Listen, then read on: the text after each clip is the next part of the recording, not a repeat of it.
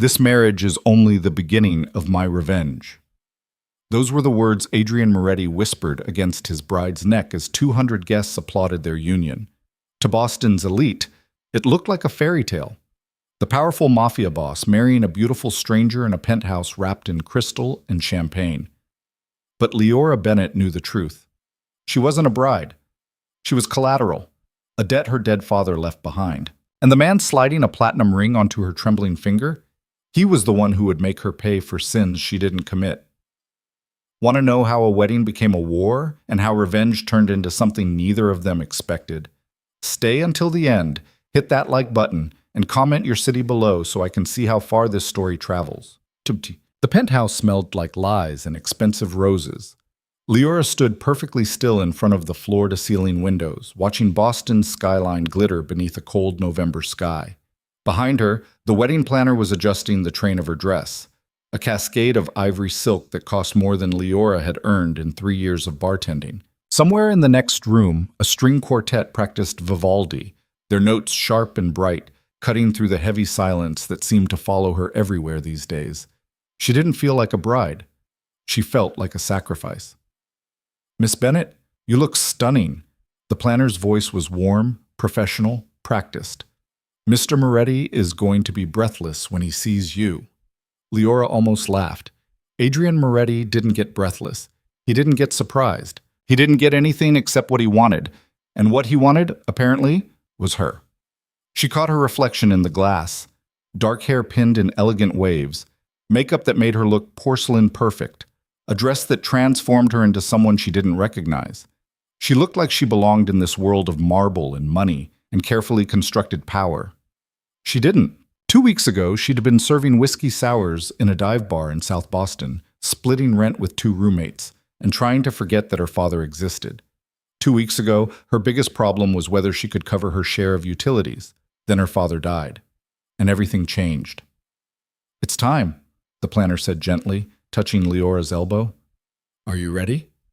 No, she would never be ready, but she nodded anyway, because ready or not, she'd made her choice.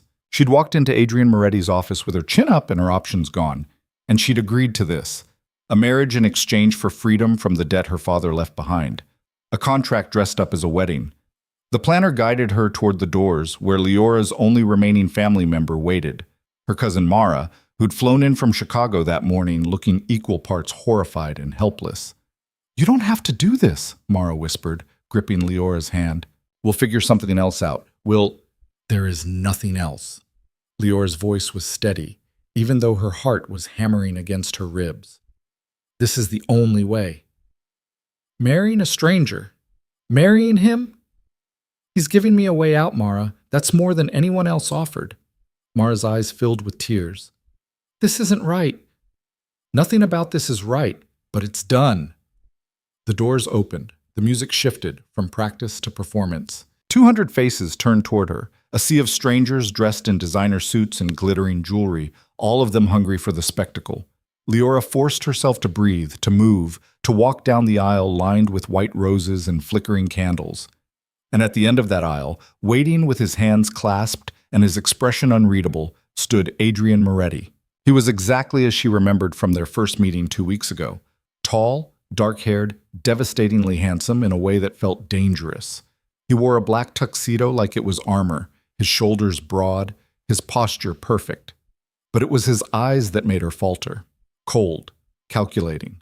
The kind of eyes that saw everything and forgave nothing. He watched her approach with the intensity of a predator tracking prey. Leora kept her chin up, her steps measured. She wouldn't give him the satisfaction of seeing her afraid. When she reached him, he extended his hand. She took it. His grip was firm, warm, controlled, and somehow that made it worse. He guided her up the final step to stand beside him, positioning them perfectly for the guests, for the cameras, for the carefully orchestrated performance. The officiant began speaking, something about love and partnership and sacred vows. Leora barely heard it. She was too focused on Adrian, on the way his thumb brushed absently against her knuckles, on the mask of civility he wore so well. "Do you, Adrian Moretti, take Leora Bennett to be your lawfully wedded wife?" "I do." His voice was deep, confident, absolute. "And do you, Leora Bennett, take Adrian Moretti to be your lawfully wedded husband?" She hesitated, just for a breath, just long enough for something to flicker in Adrian's eyes, something that might have been satisfaction or might have been warning. "I do." The words felt like surrender. "Then by the power vested in me, I now pronounce you husband and wife. You may kiss the bride." Adrian turned to her slowly, deliberately. His hand came up to cup her jaw, his touch surprisingly gentle. He leaned in, and for one disorienting moment, Leora forgot where she was, forgot the audience, forgot everything except the man in front of her. His lips brushed against hers, soft, brief, utterly controlled, and then he pulled back just enough to whisper against her ear, his voice low and lethal. "This marriage is only the beginning of my revenge." Leora's blood turned to ice, but the guests were already applauding, already rising to their feet, already celebrating a union they didn't understand. Adrian pulled back with a perfect smile, took her hand, and led her down the aisle as if he hadn't just confirmed her worst fear. She was trapped, and he intended to make her suffer. Spot. The reception was a masterclass in expensive misery. Leora sat beside Adrian at the head table, smiling when required, nodding politely as an endless parade of guests offered congratulations she didn't want. The ballroom was stunning, crystal chandeliers, tables draped in champagne silk, centerpieces bursting with orchids and roses. A live band played jazz standards while waiters in white gloves circulated with champagne and caviar. It was beautiful. It was suffocating. Adrian played his role perfectly. He touched her hand when people were watching, leaned close to murmur things that looked intimate but were actually instructions. "Smile more. Turn this way. Don't fidget." "You're doing well," he said quietly during a lull, his fingers tracing the rim of his champagne glass. "Better than I expected." "What did you expect? That I'd cry? Run? Some people do." "I'm not some people." His gaze slid to her, assessing. "No, you're not." Before she could respond, a woman approached their table, tall, blonde, draped in emerald silk that matched her predatory smile. She looked like she'd walked off a magazine cover, all sharp cheekbones and expensive perfection. "Adrian," her voice was honey and poison. "Congratulations on your marriage." Adrian's expression didn't change, but something shifted in the air around him. Tension, recognition. "Elise, you didn't tell me you were getting married." Elise's eyes flicked to Leora with barely concealed disdain. "I had to hear about it from Dominic. Imagine my surprise." "I don't answer to you." "No, but we have history, darling. I thought I deserved at least a conversation before you tied yourself to—" Her gaze raked over Leora. "A stranger." Leora felt heat rise in her cheeks, but she kept her expression neutral. She'd dealt with mean drunks and entitled customers for years. One bitter ex-girlfriend wasn't going to rattle her. "Elise," Adrian's voice dropped to something dangerous. "Walk away." "Or what? You'll make a scene at your own wedding?" Elise laughed, sharp and bright. "I just wanted to offer my congratulations, and a warning." She turned to Leora fully now. "Adrian has a habit of breaking things he gets bored with. I wonder how long you'll last." "Longer than you did, apparently." The words were out before Leora could stop them. Elise's smile turned vicious. "We'll see." She swept away, leaving a wake of expensive perfume and malice. Adrian's hand found Leora's beneath the table, his grip firm. "Ignore her." "Who is she?" "No one important." "She seemed important to you." His jaw tightened. "She's my past. You're my present. That's all you need to know." Leora wanted to argue, to demand real answers, but the band struck up a new song, the signal for their first dance. Adrian stood, extending his hand with impeccable manners that felt like mockery. She took it because she had no choice. He led her to the center of the ballroom floor. The crowd parted, forming a circle around them. The music was slow, romantic, completely at odds with the reality of what they were. Adrian pulled her close, one hand settling at her waist, the other clasping hers. They began to move in perfect sync, as if they'd practiced this, as if they belonged together. "You handled Elise well," Adrian said quietly. "Is that a compliment?" "An observation." Should I expect more women from your past to show up with warnings? Elise is persistent, but she's not a threat. Just bitter? Just jealous. Leora looked up at him, studying his face. He was handsome, unfairly so. Strong features, dark eyes that could be warm if they wanted to be, a mouth that smiled easily when there were people watching. But beneath the polished exterior, she saw something else. Control. Calculation. A man who planned every move, anticipated every outcome. "Why did you really marry me?" she asked. His expression didn't change. "You know why. The debt. My father. Your father destroyed something precious to me. He took something I can never get back. And marrying me is supposed to fix that? Make you feel better?" "No." His voice was cold, precise. "But it's a start." "A start to what?" "Justice." The word hung between them like a blade. "I'm not my father," Leora said quietly. "I'm not responsible for what he did." "You carry his name, his blood, his sins. That's not fair." "Life isn't fair, Leora. You're learning that now." The song ended. Applause rippled through the room. Adrian released her, stepping back with a smile that was all performance, all mask. He pressed a kiss to her knuckles, gentle, reverent, completely false. "Welcome to my world," he murmured. The night dragged on in a blur of champagne toasts and forced smiles. Leora endured speech after speech. Adrian's business partners praising his success, distant relatives she'd never met offering hollow congratulations, strangers toasting to love and happiness with champagne that cost more than her monthly rent used to. She drank sparingly, ate nothing, and watched the clock like it held her salvation. Finally, mercifully, the reception began to wind down. Guests started filtering out, offering final congratulations and air kisses before disappearing into the Boston night.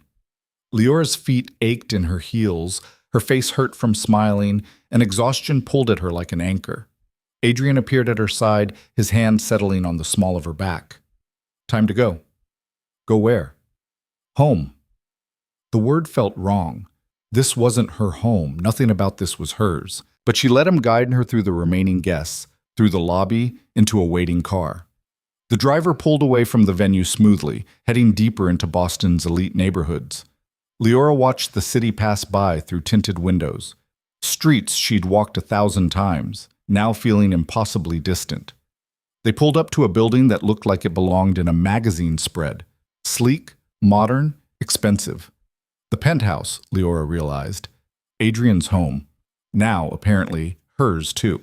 He helped her out of the car with careful manners that felt more like habit than kindness. They rode the elevator in silence, tension thick between them. When the doors opened directly into the penthouse, Leora stepped into a space that took her breath away. Floor-to-ceiling windows offering panoramic views of Boston, sleek furniture in shades of gray and black, art on the walls that probably cost more than most houses. Everything was beautiful, polished, perfect, and utterly impersonal. "The master bedroom is upstairs," Adrian said, shrugging off his jacket. "Your things have already been moved in." "My things?" Leora turned to him. "What things?" "I don't have—" "I had someone pack what little you had from your apartment. The rest," he gestured vaguely. "New wardrobe, new everything. You'll find it in your closet." "You went through my apartment without asking?" "You agreed to this marriage. That includes living here, with me." "I agreed to marry you. I didn't agree to let you erase my life." His eyes narrowed. "Your old life is gone, Leora. The sooner you accept that, the easier this will be." "Easier for who?" "Both of us." She wanted to scream, to throw something, to run, but she'd learned a long time ago that running didn't solve anything. It just postponed the inevitable. "Where's my room?" she asked quietly. Something flickered in his expression. "The master bedroom. We're not sharing a bed. The marriage needs to look real." "To who? Everyone we know already thinks we're married. There's no one here to perform for." Adrian studied her for a long moment, his jaw tight. Then he nodded once, sharply. "Fine. There's a guest room down the hall, second door on the right." "Thank you." She turned to go, desperate to escape, to find somewhere to breathe. "Leora." She paused, looking back. Adrian stood in the middle of his perfect penthouse, looking somehow more dangerous without his jacket, his sleeves rolled up to reveal strong forearms. This doesn't change anything. You're still mine. This is still revenge. I know.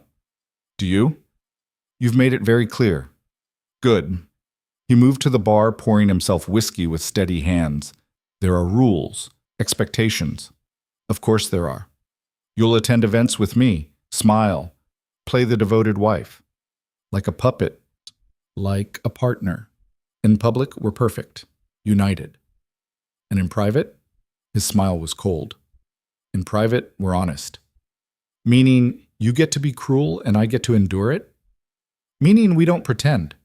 I know what you are. You know what I am. We operate accordingly. Leora's chest tightened.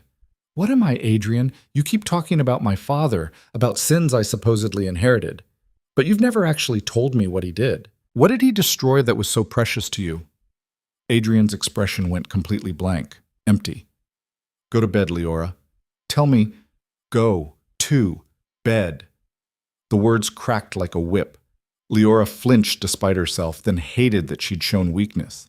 She lifted her chin, met his gaze one more time, and walked away. The guest room was beautiful and impersonal, all soft grays and white linens, like a hotel suite. Her meager belongings looked pathetic, tucked into the massive closet, alongside designer dresses and shoes she'd never chosen. Evidence of Adrian's control, his reach. She stripped off the wedding dress, leaving it in a puddle on the floor, and pulled on an old t-shirt, one of the few things that still felt like hers. Then she climbed into the enormous bed and stared at the ceiling, trying to process the fact that this was her life now. Married to a stranger who hated her for crimes she didn't commit, trapped in a gilded cage with no escape. She should have been crying, or panicking, or something. Instead, she felt numb, hollowed out, like she'd used up all her fear during the ceremony and had nothing left. Tomorrow, she'd figure out how to survive this, how to navigate Adrian's rules and his revenge and his cold, calculating hatred. Tomorrow, she'd be strong. Tonight, she was just tired. She closed her eyes and tried to sleep in a stranger's home, wearing a stranger's ring, carrying a stranger's name. Mrs. Moretti. The thought made her stomach turn. Morning came too soon. Leora woke to sunlight streaming through unfamiliar windows and the disorienting realization that everything from the night before was real. She was in Adrian's penthouse. She was his wife. She was trapped. She dragged herself out of bed and into the attached bathroom, all marble and chrome, ridiculously luxurious. Someone had left toiletries for her, designer brand she'd never have bought herself. Evidence of Adrian's planning, his control. She showered, dressed in jeans and a sweater from her old wardrobe, and ventured out into the penthouse. Adrian was already awake, sitting at the kitchen island with coffee and a tablet, looking annoyingly perfect in dark slacks and a crisp white shirt. He glanced up when she entered, his expression neutral. Coffee? He gestured to a machine that looked like it belonged in a cafe. Please. He stood, moving with easy grace, and made her a cup without asking how she took it. When he handed it to her, black, no sugar, it was exactly right. Somehow, he'd known. How did you? I make it my business to know things. Of course he did. She took a sip, grateful for the caffeine, and leaned against the counter. So what happens now? Now we establish routine. You'll need to learn how things work here. Things? The household, my schedule, events we'll attend, people you'll need to know. Your world. Our world now. Leora set down her cup. I want to work. Adrian raised an eyebrow. Excuse me? I want to keep working. My job at the bar. No. You don't get to just, you're my wife. You don't work in a dive bar. It's my life, Adrian. You can't just erase it. I already have. He picked up his tablet, swiping through something. I paid off your lease, notified your employer, settled any remaining obligations. Rage flooded through her. You had no right. I have every right. You're a Moretti now. That comes with standards. Standards or control? Both. She wanted to throw her coffee in his face, to scream, to fight, but she forced herself to breathe, to think. Losing her temper would accomplish nothing. What am I supposed to do all day? She asked quietly. Sit here and look pretty? You'll have responsibilities, charitable events, social obligations. Eventually, you'll run the household. I don't want to run your household. I want my own life. That's not an option anymore. Everything's an option, Adrian. You just refuse to see it. He set down the tablet and moved closer until he was standing right in front of her, close enough that she could smell his cologne. Something expensive and subtly masculine. His eyes were hard, unforgiving. "Let me make this very clear," he said softly. "You're my wife. You will live here, by my rules, under my control. You will attend events at my side. You will smile and charm and play your part perfectly. And in return, you get safety, security, and freedom from the debt that would have buried you. That's not freedom. That's a cage. It's survival, which is more than you'd have without me." They stared at each other, locked in silent battle. Finally, Leora broke eye contact. "Fine, but I'm not just going to sit here doing nothing." "Then find something useful to do. Volunteer, take classes, join a book club." His voice dripped with condescension. "Just don't embarrass me." "Oh, wouldn't dream of it." He studied her for another moment, then checked his watch. "I have meetings all day. Marco will be downstairs if you need anything." "Marco?" "Security. You don't leave the building without him." "So I'm a prisoner." "You're protected." "Same thing." Adrian picked up his suit jacket, shrugging into it with practiced ease. "There's food in the fridge, a credit card in your name on the counter. The building has a gym, a pool, a library. Entertain yourself." He moved toward the elevator, then paused, looking back at her. "One more thing. We have an event tonight. Dinner with some business associates. Wear something appropriate." "What's appropriate?" "Expensive, elegant. Ask the stylist I sent up earlier." "You sent a stylist? She's waiting in your room." Of course she was. Because Adrian Moretti thought of everything. The elevator doors closed, leaving Leora alone in the enormous penthouse. She stood there for a long moment, coffee growing cold in her hands, trying to process her new reality. Then she heard a polite cough from the hallway. A woman appeared, petite, professional, carrying garment bags. "Mrs. Moretti? I'm Sophie. Mr. Moretti asked me to help you prepare for this evening." Mrs. Moretti. The name still felt wrong, but Leora forced a smile and nodded. "Of course. Let's get started." If she had to play the part of Adrian's perfect wife, she'd play it well. And maybe while she was playing, she'd figure out how to survive him. The dinner that night was exactly as excruciating as Leora expected. Sophie had dressed her in a midnight blue gown that fit like it was made for her, because it probably was. Her hair was swept up in an elegant twist, her makeup subtle but perfect. Diamond earrings that Adrian had sent up, on loan, Sophie clarified, glittered at her ears. She looked the part, felt like a fraud. Adrian met her in the lobby, looking devastating in a charcoal suit. His eyes swept over her, assessing, and something flickered in his expression. Approval, maybe, or satisfaction that she'd followed instructions. "You clean up well," he said. "Thanks, I think." He offered his arm. She took it. They walked to the waiting car like a real couple, like people who actually chose each other. The restaurant was exclusive, the kind of place that didn't have prices on the menu and required reservations months in advance. They were shown to a private room where 3 men waited, all of them radiating the same dangerous energy as Adrian. "Gentlemen," Adrian's voice was warm, confident. "I'd like you to meet my wife, Leora." The men stood, offering handshakes and calculated smiles. Leora played her part perfectly, gracious, charming, appropriately demure. She answered questions about the wedding, laughed at bad jokes, and let Adrian guide the conversation while she observed. These weren't businessmen. They were predators, just like Adrian. Dinner was served, course after course of food Leora barely tasted. The men talked about investments and territories and things that sounded legitimate but clearly weren't. Adrian's hand rested possessively on her knee under the table, a reminder of ownership. She endured it, all of it. Until one of the men, Vincent, she thought, leaned forward with a smile that made her skin crawl. "Tell me, Leora, how does it feel to marry into the Moretti family? Must be quite an adjustment." "It's been enlightening," she said carefully. "I imagine so, especially given your father's history." The table went quiet. Adrian's hand tightened on her knee. warning, or restraint she couldn't tell. My father's history. Leora kept her voice level. Vincent's smile widened. Oh, did Adrian not tell you? Your father, Marcus Bennett, he and the Moretti family go way back. Very complicated relationship. Vincent, Adrian's voice was ice. That's enough.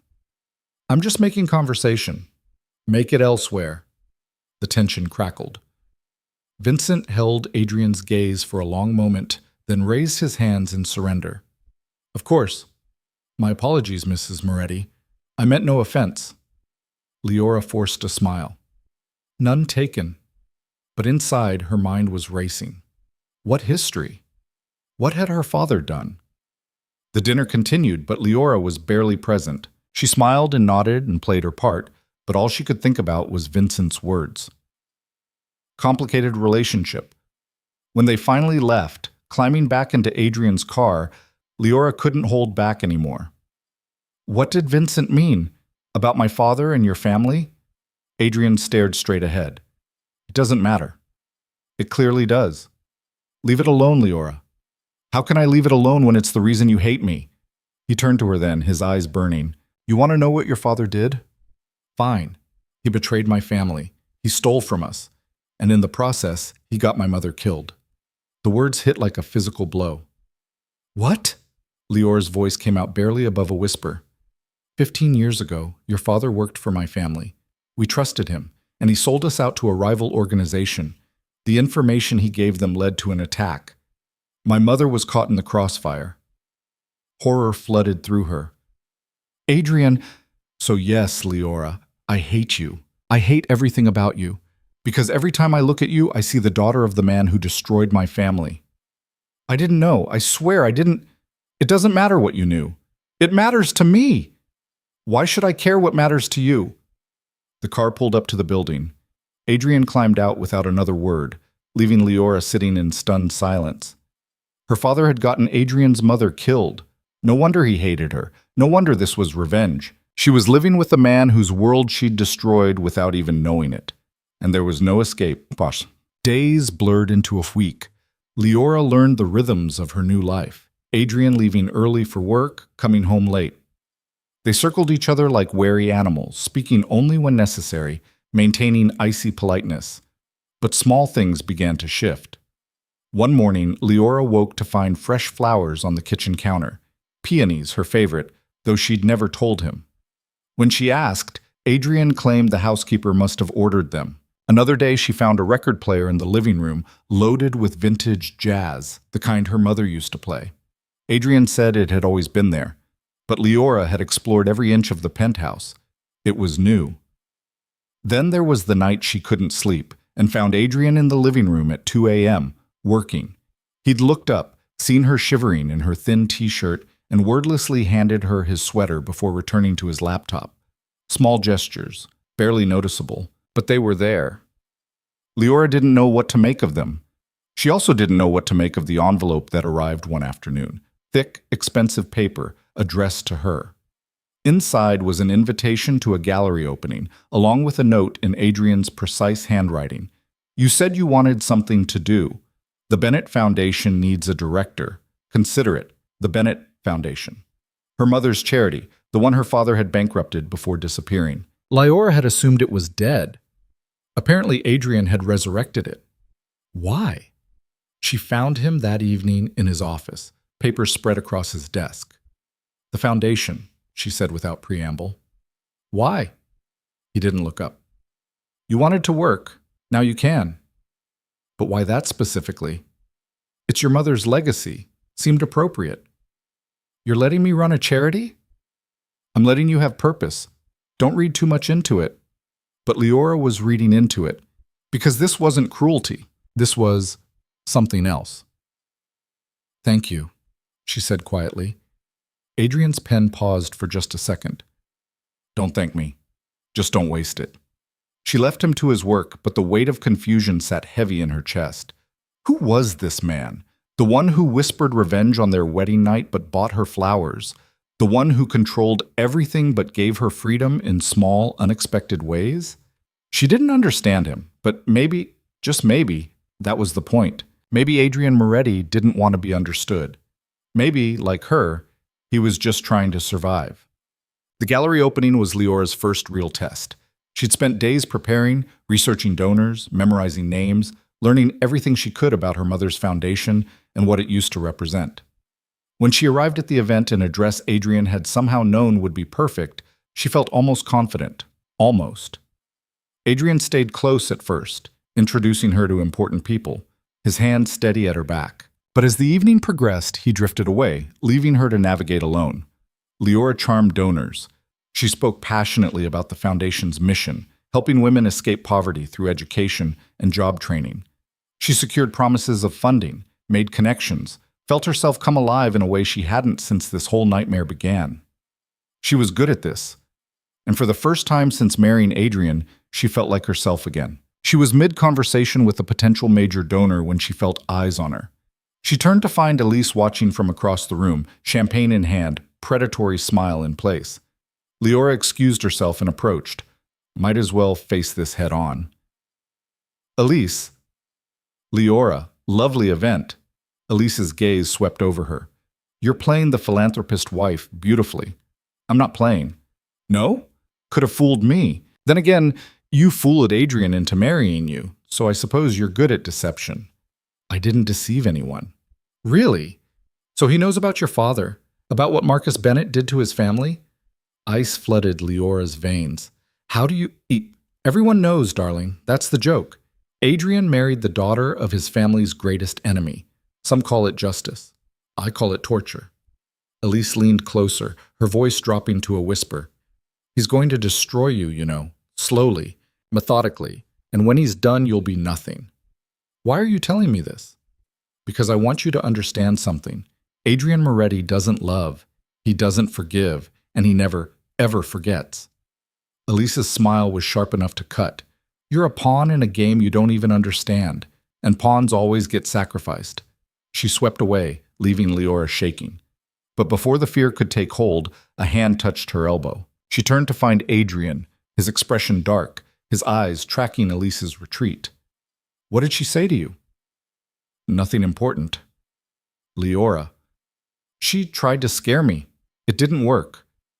Adrian studied her for a long moment. Then, surprisingly, his hand moved from her elbow to her back, pulling her slightly closer. A gesture of protection, not ownership. If she bothers you again, tell me. Why would you care? Because you're my wife, and no one threatens what's mine. But he said it matter-of-factly, like it was obvious, like it was simple. But nothing about this was simple. Before Leora could respond, music filled the gallery, a string quartet starting a new piece. Adrian's expression shifted, softened just slightly. Dance with me. Here? Why not? Because they were in public, because people were watching, because every interaction between them felt like a performance. But Leora took his hand anyway. They moved to a clear space, and Adrian pulled her into his arms with the same controlled grace he did everything. They began to sway, falling into rhythm as easily as they had at their wedding. You did well tonight, Adrian said quietly. With the donors. Thank you. Your mother would be proud. The words hit harder than she expected. You didn't know my mother. No, but I knew of her. She was remarkable. Built something real. Unlike my father. Adrian's jaw tightened. Yes, unlike him. They turned slowly, surrounded by art and music and people who thought they knew who they were. Can I ask you something? Leora said. You can ask. I might not answer. Why did you really resurrect the foundation? Was it guilt? Pity? Adrian was quiet for several measures. Then, maybe I wanted to see if you were more like your mother or your father. And? Still deciding. His honesty surprised her. So did the hint of something that might have been vulnerability in his eyes. The song ended. They separated. And as Adrian led her back into the crowd, Leora realized something that terrified her. She was starting to care what he thought, starting to wonder if maybe there was more to this cold, calculating man than revenge, starting to hope. And hope, in a marriage built on lies and hatred, was the most dangerous thing of all. The foundation became Leora's lifeline, Over the following weeks, she threw herself into the work with an intensity that surprised even her. She arrived at the small office space Adrian had secured, a restored brownstone in Back Bay, before dawn and stayed until the streetlights flickered on. She interviewed candidates for staff positions, reviewed grant applications, met with women who needed the foundation's help. Women like her mother had been once, struggling, invisible, desperate for a chance. Every success felt like reclaiming a piece of herself. Every woman she helped felt like defiance against the cage Adrian had built around her life. But the cage was always there. Marco, Adrian's security man, waited outside every meeting. The credit card she used bore Adrian's name. The office lease was in his company's portfolio. Even this freedom was controlled, measured, permitted. She tried not to think about it, tried to focus on the work instead of the bars. It was easier some days than others. On a gray Wednesday morning, 3 weeks after the gallery opening, Leora sat in her office reviewing applications when her assistant, a sharp-eyed woman named Carmen, who'd worked for her mother years ago, knocked on the doorframe. "You have a visitor," Carmen said, her expression carefully neutral in a way that made Leora immediately wary. "Who?" "She says her name is Elise Fontaine. She doesn't have an appointment." Of course she didn't. Leora's first instinct was to refuse. Send Elise away. But curiosity won out over caution.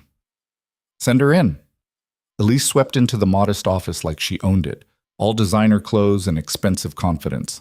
She surveyed the space with barely concealed disdain. The second-hand furniture Leora had chosen deliberately, the simple decorations, the stacks of files and applications covering every surface. "How quaint," Elise said, settling into the chair across from Leora's desk without being invited.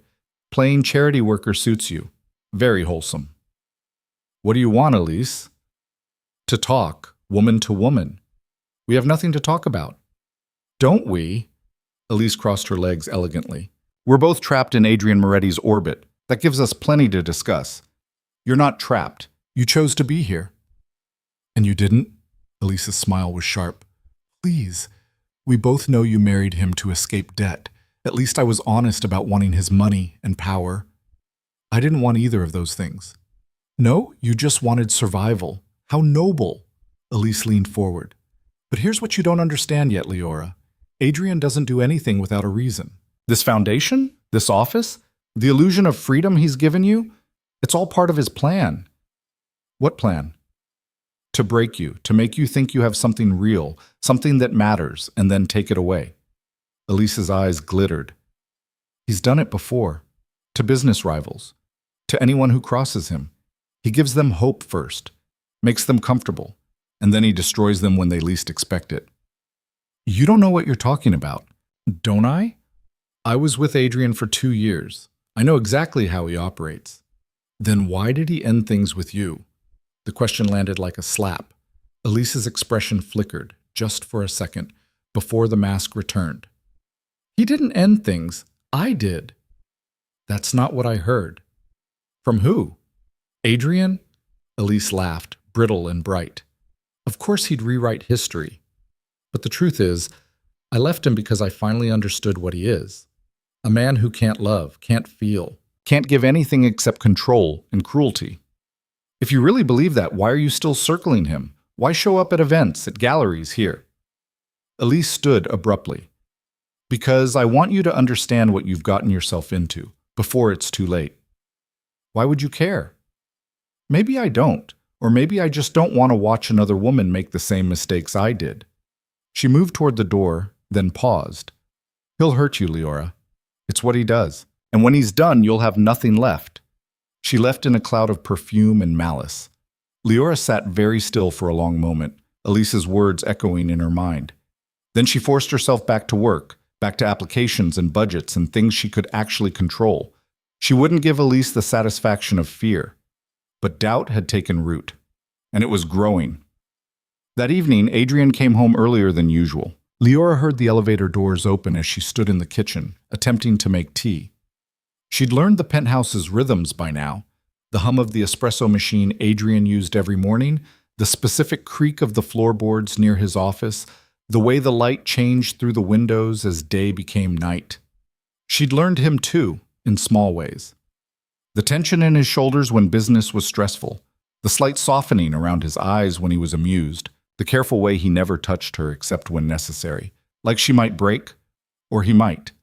He appeared in the kitchen doorway, loosening his tie. "You're home early." "So are you," Leora said. "Had dinner with the Yakamoto group. It wrapped up ahead of schedule." He poured himself scotch from the bar cart, then glanced at her tea. "There's a better kettle in the second cabinet. The one you're using burns the water." "How very specific of you to know that." "I pay attention." "To tea kettles?" "To details." He moved to retrieve the proper kettle, filling it and setting it to heat with practiced efficiency. The domesticity of the moment felt surreal. Adrian Moretti, Mafia boss and ruthless businessman, making her tea.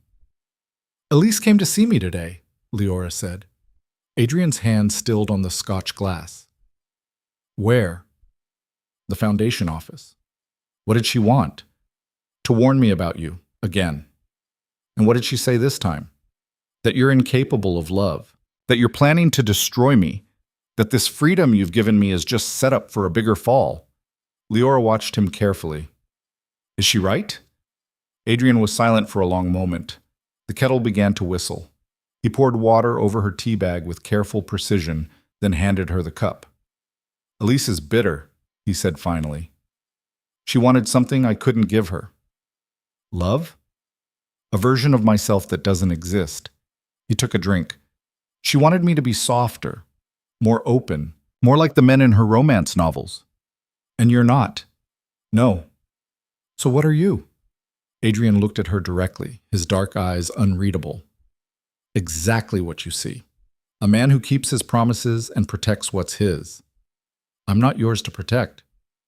"You're my wife. That makes you exactly that. A transaction, a piece of property. That's what you want to believe." Leora set down her tea, frustration rising.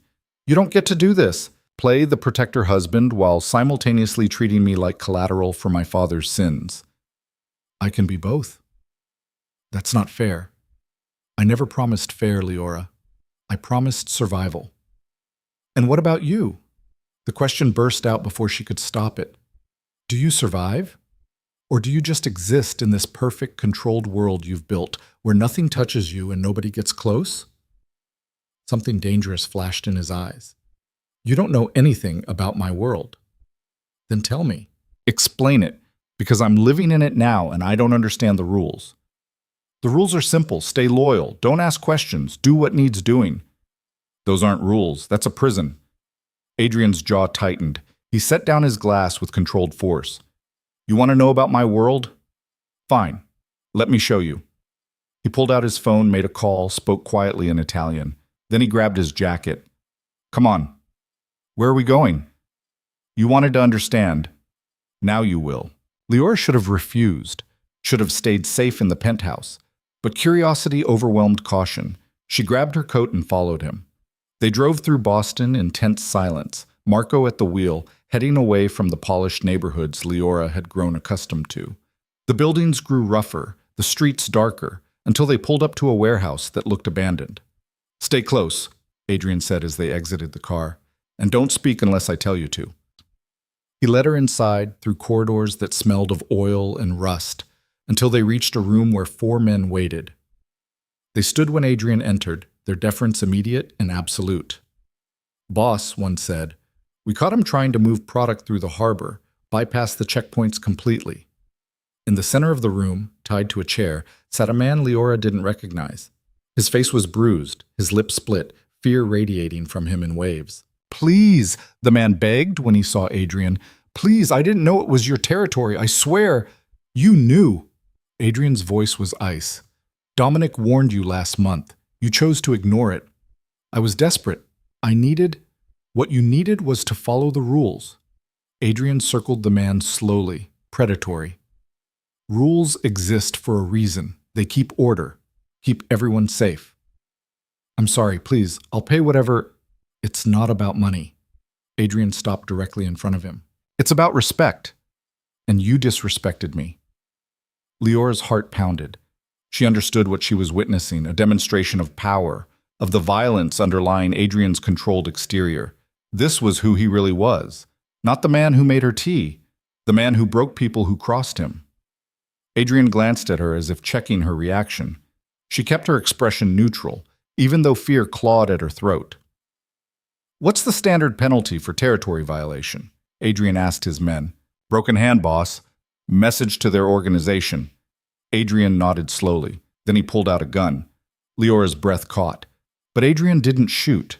Instead, he held the weapon loosely, almost casually. "I'm going to give you a choice," he told the man. "Option 1, you take the penalty. Broken hand. You go back to your people and tell them what happens when they cross me. Option 2, you work for me. You give me information on your organization's operations and I let you walk out of here intact. I can't betray. You already betrayed them by operating independently. Now you choose who you betray less." The man was crying now, shaking. "If I talk, they'll kill me. If you don't, I will." Adrian's voice was matter-of-fact. "Choose." I'll talk. Please. I'll tell you whatever you want."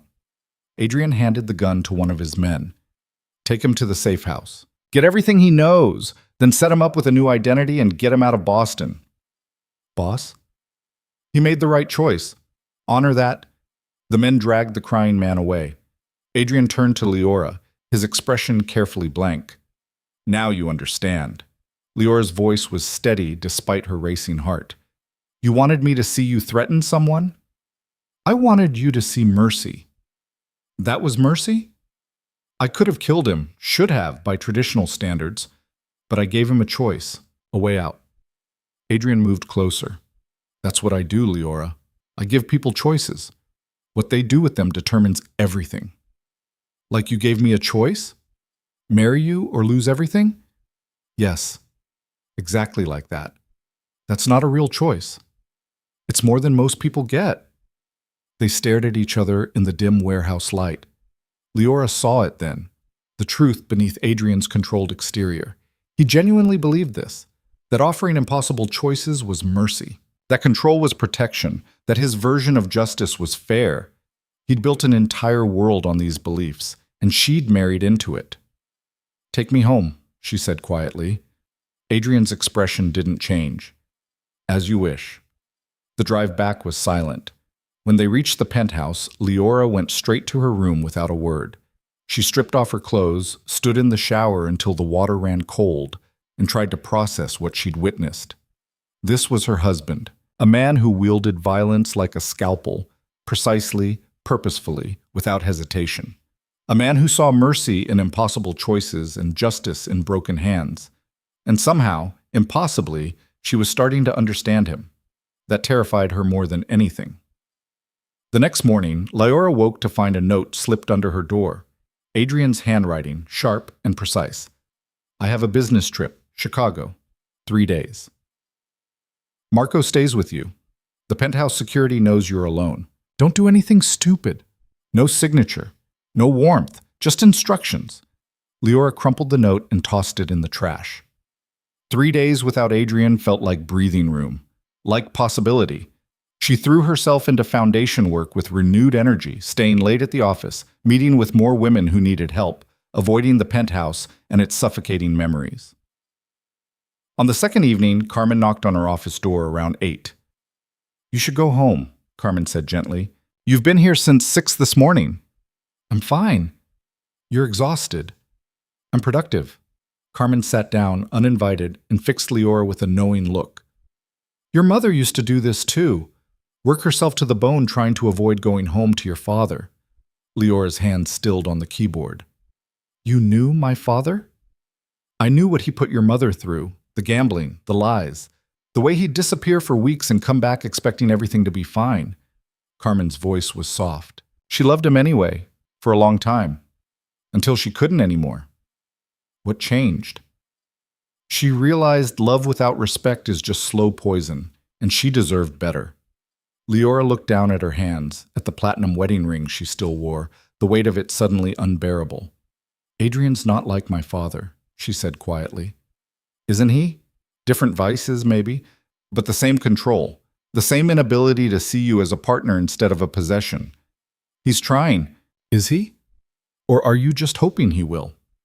The question sat heavy between them. Carmen stood, squeezing Leora's shoulder gently. Go home. Rest. The work will be here tomorrow. After she left, Leora sat alone in the quiet office, Carmen's words echoing. She thought about her mother, brilliant, kind, trapped by love and loyalty to a man who'd destroyed her. She thought about the foundation her mother had built as an escape, a purpose, a way to matter when her marriage made her feel invisible. Was Leora doing the same thing? Building a life around the edges of Adrian's world because the center of it was too painful to inhabit? She didn't know, but she knew she couldn't stay in this office forever. She gathered her things and headed for the door, where Marco waited with his usual patient vigilance. Home, Mrs. Moretti? Home, she agreed, even though the word still felt like a lie. The penthouse was dark when she arrived, silent and empty in a way that felt almost peaceful. Leora kicked off her heels, poured herself wine she didn't really want, and wandered to the windows overlooking the city. Boston glittered beneath her, all light and life and possibility. Somewhere out there, people were living normal lives, falling in love honestly, making choices freely, building futures on foundations that weren't constructed from debt and revenge. She pressed her forehead against the cool glass and let herself feel the weight of everything. The marriage, the foundation, the impossible man who'd become her husband. The small gestures that contradicted his cruelty, the flowers and music and tea kettles that suggested someone paying attention, someone who cared, even if he'd never admit it. Her phone buzzed. A text from an unknown number. Having fun playing house while he's gone? Elise. Of course. Leora deleted it without responding. Another buzz. He called me tonight. From Chicago. Old habits die hard. Leora's stomach dropped. She stared at the message, trying to decide if it was truth or manipulation. A third message appeared. Ask him about the Riverside property. See what he says. Then nothing. Leora set down her phone and her wine and sank onto the couch. She shouldn't believe Elise, shouldn't let the woman get under her skin, but doubt was a persistent poison, and it was spreading. Did Adrian call Elise from Chicago? Was he still connected to her in ways Leora didn't understand? And what the hell was the Riverside property? She pulled out her laptop and started searching. Riverside property, Boston, Moretti. The results were sparse. A few mentions in business journals about a development deal that fell through years ago. Nothing concrete, nothing that explained why Elise wanted her to ask about it. Leora shut the laptop, frustration building. She hated this. Hated feeling like she was always 10 steps behind, always missing pieces of a puzzle she didn't even know she was solving. She hated that she cared. Her phone rang. Adrian's name on the screen. She almost didn't answer, but curiosity won. Hello? You're still at the office. His voice was rough, tired. I just got home, actually. It's almost 10. I had work. You always have work. He sounded concerned. You need to rest. I'm fine. You're going to burn yourself out. Why do you care? Silence. Then, because you're my wife. Your transaction, you mean? Leora. Did you call Elise tonight? The question came out sharper than she intended. Another silence, longer this time. Who told you that? Adrian's voice had gone cold. Does it matter? Yes. She texted me, said you called her from Chicago. And you believed her? I don't know what to believe anymore. Adrian exhaled slowly. I didn't call Elise. I haven't spoken to her since before we married. She's lying. Why would she lie? Because she's trying to get between us, drive a wedge, make you doubt me. I already doubt you. I know. His voice softened slightly. But not about this. I give you my word. I have no contact with Elise beyond what's unavoidable at public events. Leora wanted to believe him, desperately, but trust felt like quicksand. What's the Riverside property? She asked. Another pause. Where did you hear that name? Elise mentioned it, said I should ask you about it. Adrian cursed softly in Italian. It's nothing, an old business deal. Doesn't sound like nothing. Leora, I'm in the middle of negotiations. Can we discuss this when I'm home? When will that be? Tomorrow evening. Earlier if I can manage it. Fine. Are you okay? Really? The question surprised her. There was genuine concern in his voice, not just obligation. I'm tired, she admitted. And confused, and I don't know how to do this. Do what? Be married to you, understand you, figure out what's real and what's strategy. Adrian was quiet for a long moment. When he spoke, his voice was careful, measured. I know this isn't what you wanted. I know I'm not what you wanted. But I'm trying, Leora. In my own way. Trying to what? Make this bearable. For both of us. By keeping secrets? Controlling everything? Showing me warehouses and broken men? By showing you the truth. So you understand what you're part of. I don't want to be part of it. You already are. The words hung between them, undeniable and heavy. I should go, Leora said quietly. You have negotiations. Leora. Be safe, Adrian. She hung up before he could respond. Sleep didn't come easily that night. Leora tossed in the too-big bed, her mind churning through conversations and contradictions. Adrian's voice saying, I'm trying with something that almost sounded like vulnerability. Elise's venom, designed to poison, but possibly rooted in truth. Carmen's warning about love without respect. And underneath it all, the growing realization that she was changing, softening toward the man who'd married her for revenge, starting to see complexity where she'd expected only cruelty. It was dangerous, foolish. But it was happening anyway. The next day passed in a blur of meetings and applications. Leora approved 3 new grants, interviewed 2 potential staff members, and fielded a call from a major donor interested in expanding the foundation's reach. Real work, meaningful work, work that made her feel like herself. She stayed late again, despite Carmen's protests. By the time she headed home, night had fallen and exhaustion pulled at her bones. Marco was waiting as always, but his expression was tense. Something wrong? Leora asked. Mr. Moretti called. Said to bring you straight home. No stops. Why? Didn't say. But he sounded serious. Unease prickled down Leora's spine. She climbed into the car, watching the city pass by through tinted windows, trying to ignore the growing sense that something had shifted. When they pulled up to the building, Marco walked her all the way to the elevator, his hand near his concealed weapon. The ride up felt endless. The elevator doors opened directly into the penthouse. Adrian stood in the living room, still in his suit from traveling, his expression dark and dangerous. But when he saw her, something in his shoulders relaxed. You're home. Marco said you called. What's wrong? Adrian moved toward her, then stopped himself, maintaining distance. There was an incident at the foundation office. Leora's heart stopped. What kind of incident? Someone broke in tonight, after you left. Security cameras caught it. Was anyone hurt? Carmen, no one was there. But they vandalized your office, left a message. What message? Adrian's jaw tightened. It said, she pays for his sins. The words hit like ice water. Leora sank onto the couch, her legs suddenly unsteady. Who did this? I don't know yet, but I'm going to find out. Adrian finally closed the distance between them, crouching in front of her so they were eye level. This is my fault. I should have anticipated. Your fault? How is someone else's violence your fault? Because you're a target now. Because of me.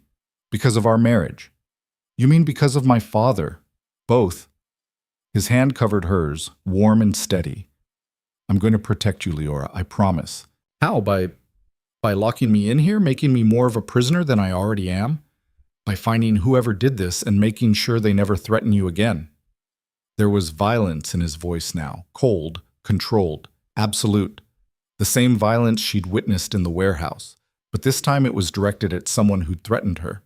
This time it felt like protection instead of punishment. I don't want more violence, she said quietly. You don't get a choice. There's always a choice, Adrian. You taught me that. He looked at her, really looked at her, and something cracked in his careful expression. Not in this. Not when it comes to your safety. Why? The question came out as a whisper. Why do you care so much? I'm just the daughter of your enemy, just revenge.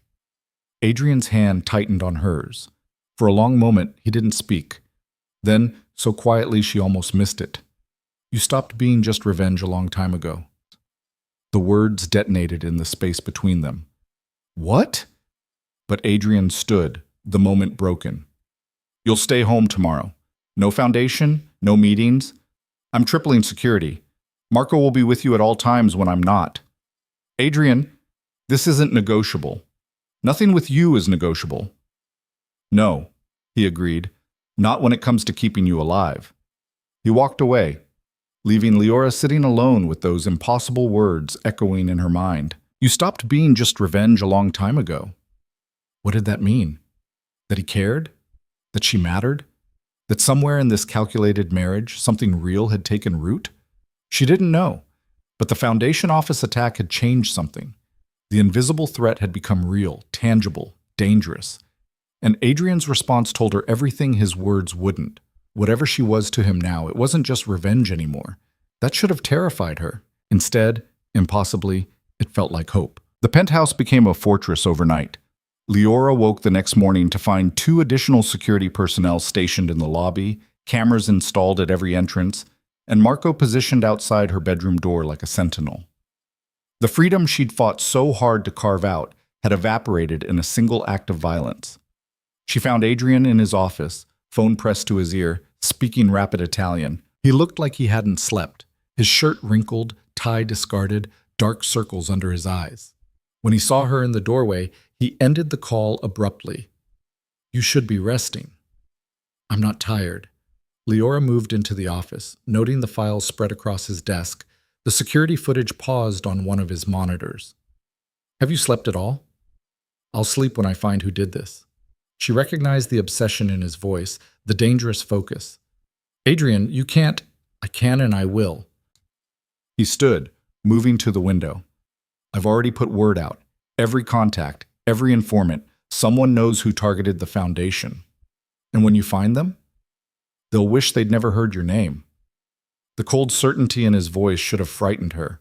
Instead, it made her feel something else entirely. Protected, valued, like she mattered enough to fight for. I want to go to the office, she said. Check the damage myself. Absolutely not. Adrian, you're staying here where it's safe. You can't lock me away every time something dangerous happens. This is your world. Danger is constant. He turned to face her fully, and she saw the fear beneath his anger. Real, raw fear that he couldn't quite hide. I won't risk you. Why? She moved closer, needing him to say it. Because I'm your wife? Your responsibility? Or because of what you said last night? Adrian's jaw tightened. What I said last night was true? A mistake? What? Complicated. Everything with you is complicated. Yes. He rubbed his face, exhaustion finally showing through the cracks in his armor. You want simple? I can't give you simple. I can give you protection, security, everything you need, except honesty. I'm being honest. More honest than I've been with anyone in years. He moved closer, close enough that she could see the exhaustion in his eyes, the weight he carried. You scare me, Leora. The fact that you matter scares me, because people I care about get hurt. They get used against me, and I can't. He stopped himself, shaking his head. I won't let that happen to you. The confession hung between them, raw and unguarded. So what do we do? Leora asked quietly. You stay safe. I find who did this, and then we figure out the rest. That's not a plan. That's avoidance. It's survival. His hand came up, hesitating near her face before falling away. Please, Leora, just for a few days, let me handle this. She wanted to argue, to fight, but the fear in his eyes was real, and somehow that mattered more than her need for freedom. Okay, she said finally. A few days. But then we talk, really talk, about all of it. All of it? The Riverside property, your mother, my father, everything you've been avoiding. Adrian's expression shuddered. Some things are better left buried. Not if they're poisoning us from the inside out. He looked at her for a long moment, something like resignation settling over his features. A few days? Then we talk. It was the closest thing to a promise she'd get. The next 48 hours crawled by with agonizing slowness. Leora tried to work remotely, reviewing applications on her laptop, conducting phone interviews with potential donors. But the walls of the penthouse seemed to close in tighter with each passing hour. Marco shadowed her every movement, polite but immovable. Adrian disappeared for long stretches, returning with tight shoulders and cryptic updates that told her nothing except that he was hunting. On the third evening, everything changed. Leora was in the kitchen attempting to cook, a futile effort to feel productive, when Adrian strode in with an energy that set her nerves on edge. He was dressed in all black, his expression hard and focused. "I found them," he said without preamble. Her hand stilled on the cutting board. "Who?" "The men who vandalized your office. They're small-time enforcers working for the Castellano family." "I don't know who that is." "Rival organization. They've been testing boundaries, trying to move into territories my family controls." His voice was ice. "Targeting you was their way of sending a message." "What message?" "That I'm distracted, vulnerable, that marrying you was a weakness they can exploit." Leora set down the knife carefully. "What are you going to do?" "What needs to be done." He moved to leave, but she caught his arm. "Adrian, wait. Don't do something you'll regret." "I won't regret protecting you. I don't want more violence because of me." "This isn't because of you. It's because they made a mistake." His eyes were dark, dangerous.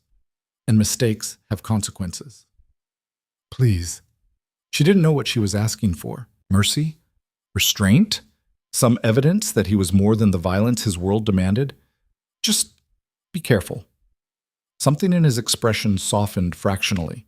His hand came up to cup her face, thumb brushing her cheekbone in a gesture so tender it made her breath catch. "I'll come back," he said quietly. "I promise." Then he was gone, leaving her standing alone in the kitchen with fear clawing at her chest. The hours that followed were torture. Leora paced the penthouse, unable to sit still, unable to focus on anything except the awful possibilities running through her mind. Adrian hurt. Adrian arrested. Adrian doing something so violent it changed him irreparably. She'd convinced herself she didn't care about him, that this was survival, nothing more.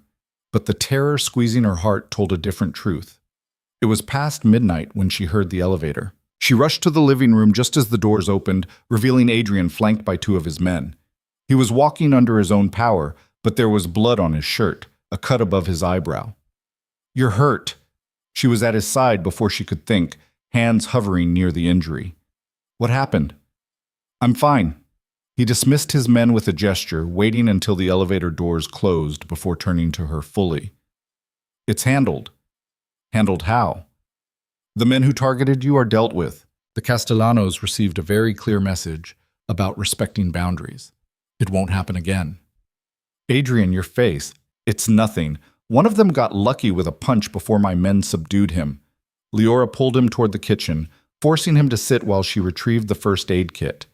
Her hands were shaking as she cleaned the cut, and she hated that they were.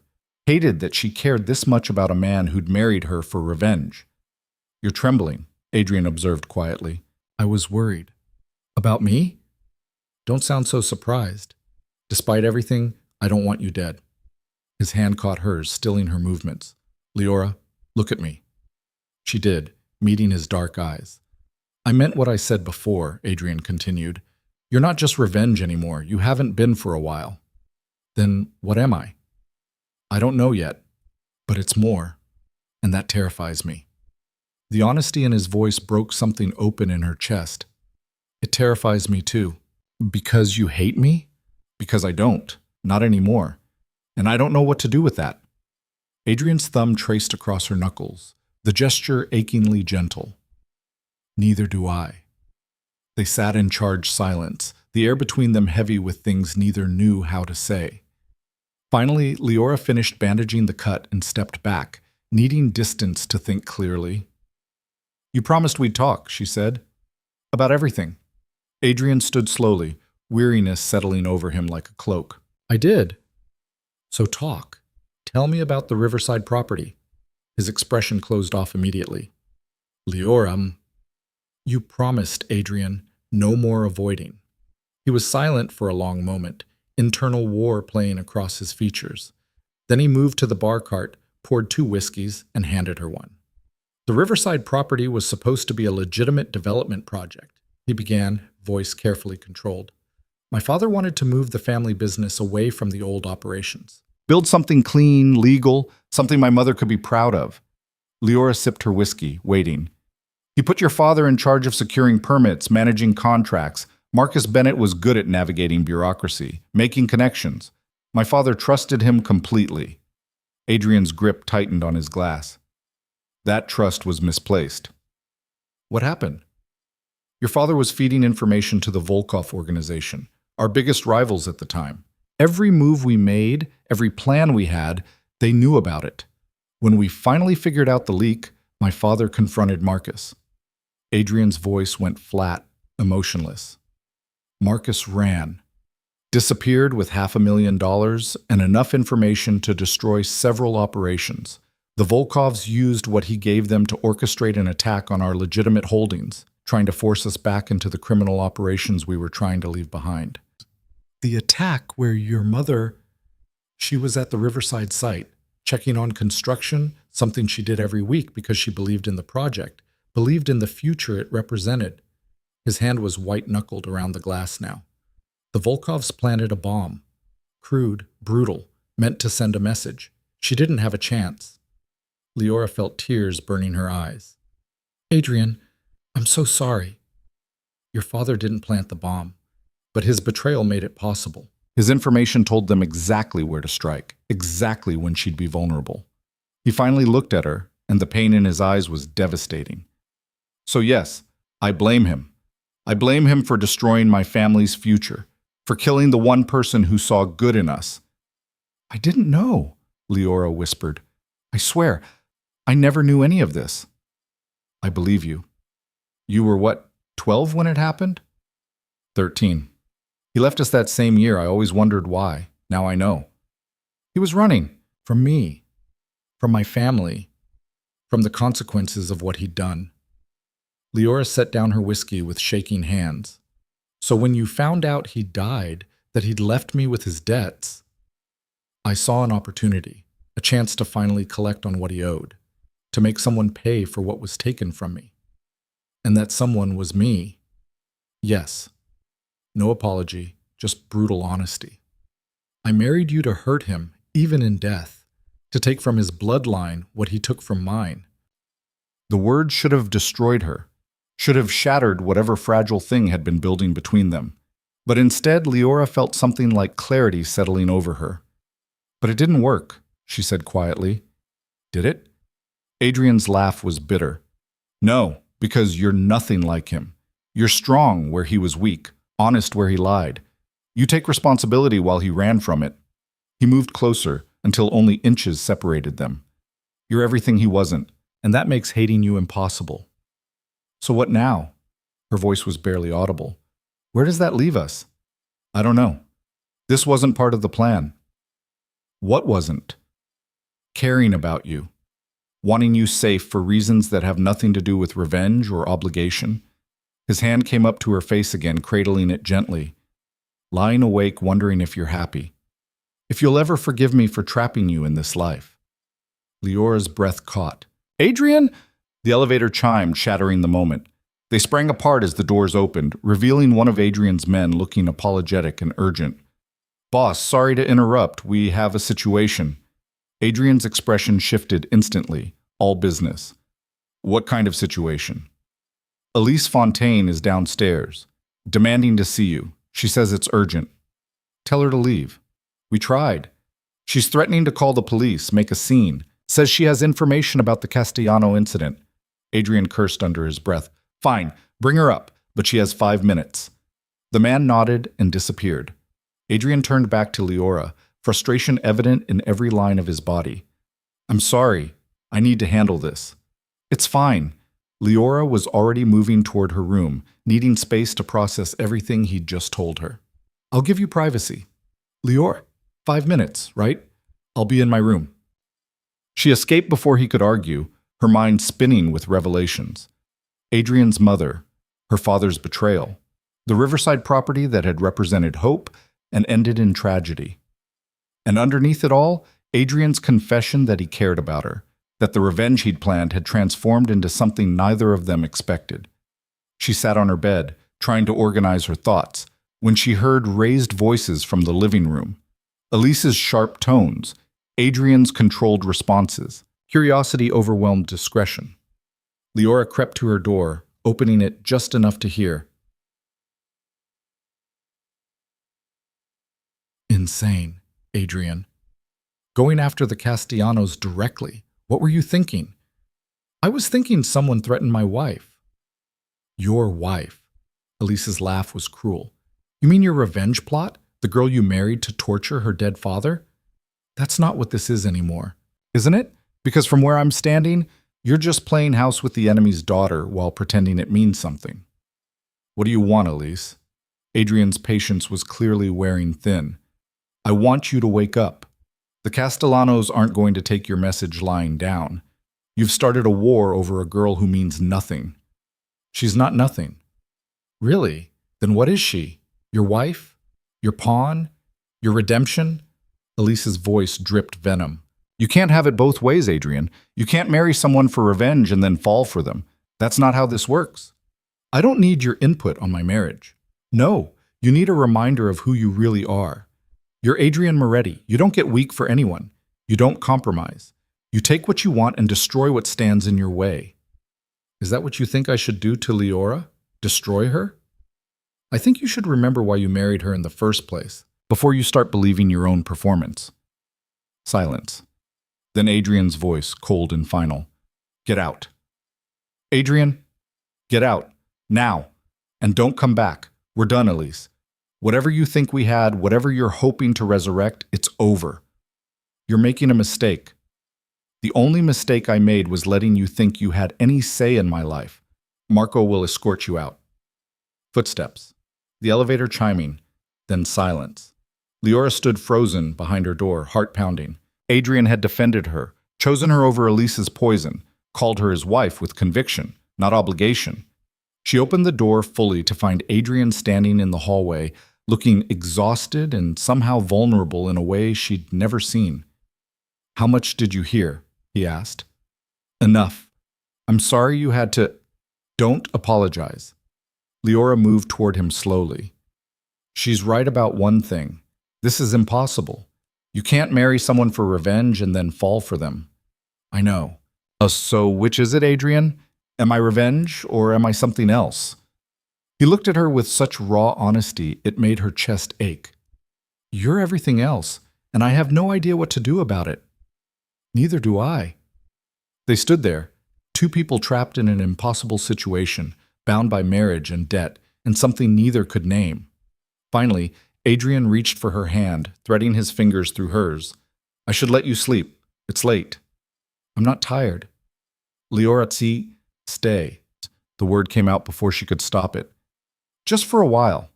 I don't want to be alone tonight. Something in his expression cracked. He nodded, following her to the living room where they settled on the couch with careful distance between them. But the distance didn't last. Gradually, inevitably, Leora found herself leaning against his shoulder, and Adrian's arm came around her, holding her close. Tell me about your mother, Leora said quietly. Not how she died. Who she was. Adrian was silent for so long she thought he wouldn't answer. Then, his voice rough with memory. She was kind. Too kind for our world. She saw beauty everywhere. In gardens, in music, in people everyone else had written off. She used to take me to the botanical gardens every Sunday, teach me the names of flowers in Italian.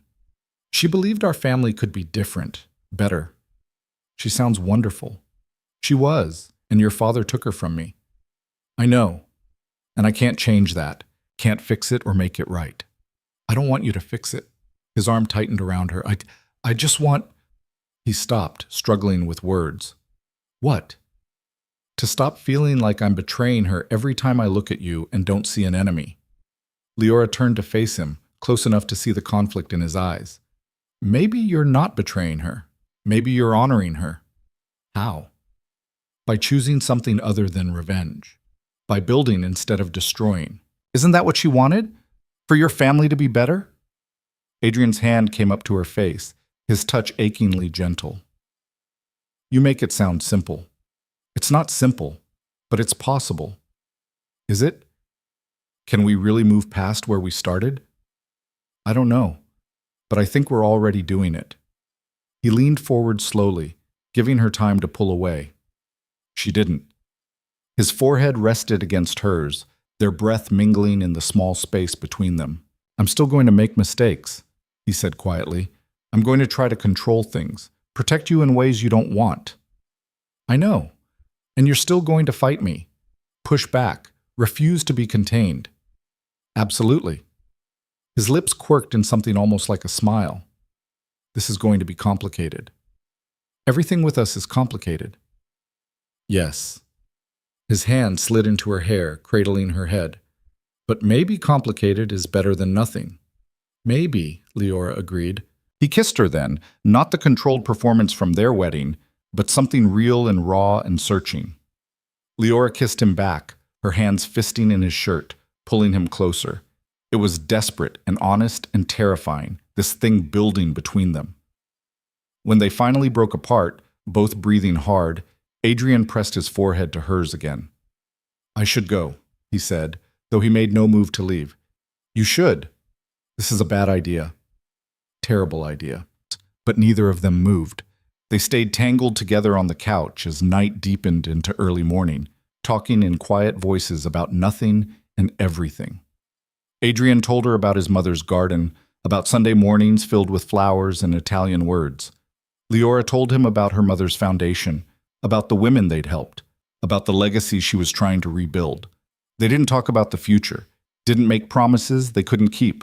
They just existed together in the present, letting walls crumble one careful brick at a time. When dawn finally broke over Boston, painting the penthouse in shades of gold, Leora woke to find herself still on the couch, Adrian's arms around her, his breathing deep and even in sleep. For the first time since their wedding, she felt something like peace. It wouldn't last. She knew that. Their world was too complicated, too dangerous, too full of history and enemies and impossible choices. But for this moment, curled against the man who'd married her for revenge and somehow found something else instead, she let herself believe that maybe, just maybe, they had a chance. The illusion shattered 3 hours later. Leora woke alone on the couch, covered with a blanket she didn't remember, sun streaming through the windows. She could hear Adrian's voice from his office, tense, urgent, speaking rapid Italian. She was still processing the previous night, trying to understand what had shifted between them when his office door flew open. Adrian strode out, his expression dark and furious, phone still pressed to his ear. When he saw her, something flashed in his eyes. Regret, maybe, or warning. He ended the call abruptly. What's wrong? Leora asked, standing. I need you to tell me the truth about something. His voice was controlled, but she heard the fury underneath. And I need you to tell me right now. What are you talking about? Your father's documents, the ones he left behind when he died. Where are they? I don't know. I told you, he left nothing but debt. Don't lie to me. Adrian moved closer, tension radiating from him. I just got a call from my contact in records. Someone's been searching property titles, looking into the Riverside development. They used authorization codes that trace back to Marcus Bennett, codes that shouldn't exist anymore. Adrian, I don't understand. Someone has your father's files, his information, and they're using it to dig into my family's business. His eyes were hard, suspicious. So I'll ask you one more time. Where are his documents? I don't have them. I don't even know what documents you're talking about. Your cousin, Mara, she came to the wedding. Did she give you anything, ask you to keep anything safe? No, Adrian, you're not making sense. I'm making perfect sense. Either you're involved in this or someone's using you as cover. Either way, I need to know everything. Now. The accusation in his voice felt like a slap. Last night's tenderness evaporated, replaced by the cold suspicion she'd seen on their wedding day. She was back to being the enemy's daughter, the liability, the threat. I don't know anything about files or codes or property searches, Leora said, her own anger rising. But clearly, you've already decided I'm guilty of something. I'm trying to protect my family, and I'm trying to tell you the truth, but you don't trust me. You never have. Last night was just... what? A moment of weakness? That's not fair. Nothing about this is fair, Adrian. You keep me in the dark. You control everything. And then you get angry when things happen that I couldn't possibly have prevented. Someone is using your father's information against me, against us. And you expect me to just believe you have nothing to do with it? Yes, because it's the truth. They glared at each other, all the progress of the previous night crumbling to ash. Before either could say anything else, Adrian's phone rang. He answered, his expression growing darker with each passing second. When? He snapped into the phone. How many? A pause. I'm on my way. He hung up, already moving toward the elevator. What happened? Leora demanded. The Castellanos just hit 3 of my shipments simultaneously. It's coordinated, precise, like they knew exactly where and when to strike. But how could they? Someone gave them information. The same someone who's been digging into my files.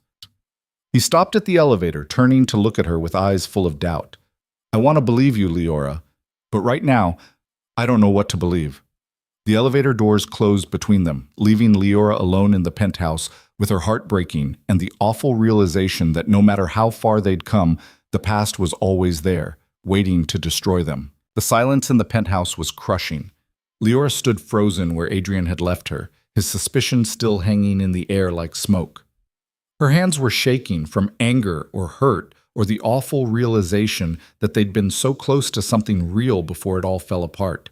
She wanted to scream, to throw something, to make him come back and listen to her instead of jumping to conclusions based on paranoia and old wounds. But he was gone, and she was alone with Marco standing guard and questions she couldn't answer. She pulled out her phone, staring at Mara's contact. Her cousin had been quiet since the wedding, respecting Leora's request for space while she adjusted to her new life. But now Leora needed answers. She dialed, pacing the living room while it rang. Leora? Hey, I was just thinking about you. Did Dad leave you anything? Leora interrupted. Files, documents, codes, anything at all? Mara was quiet for a beat too long. Why are you asking?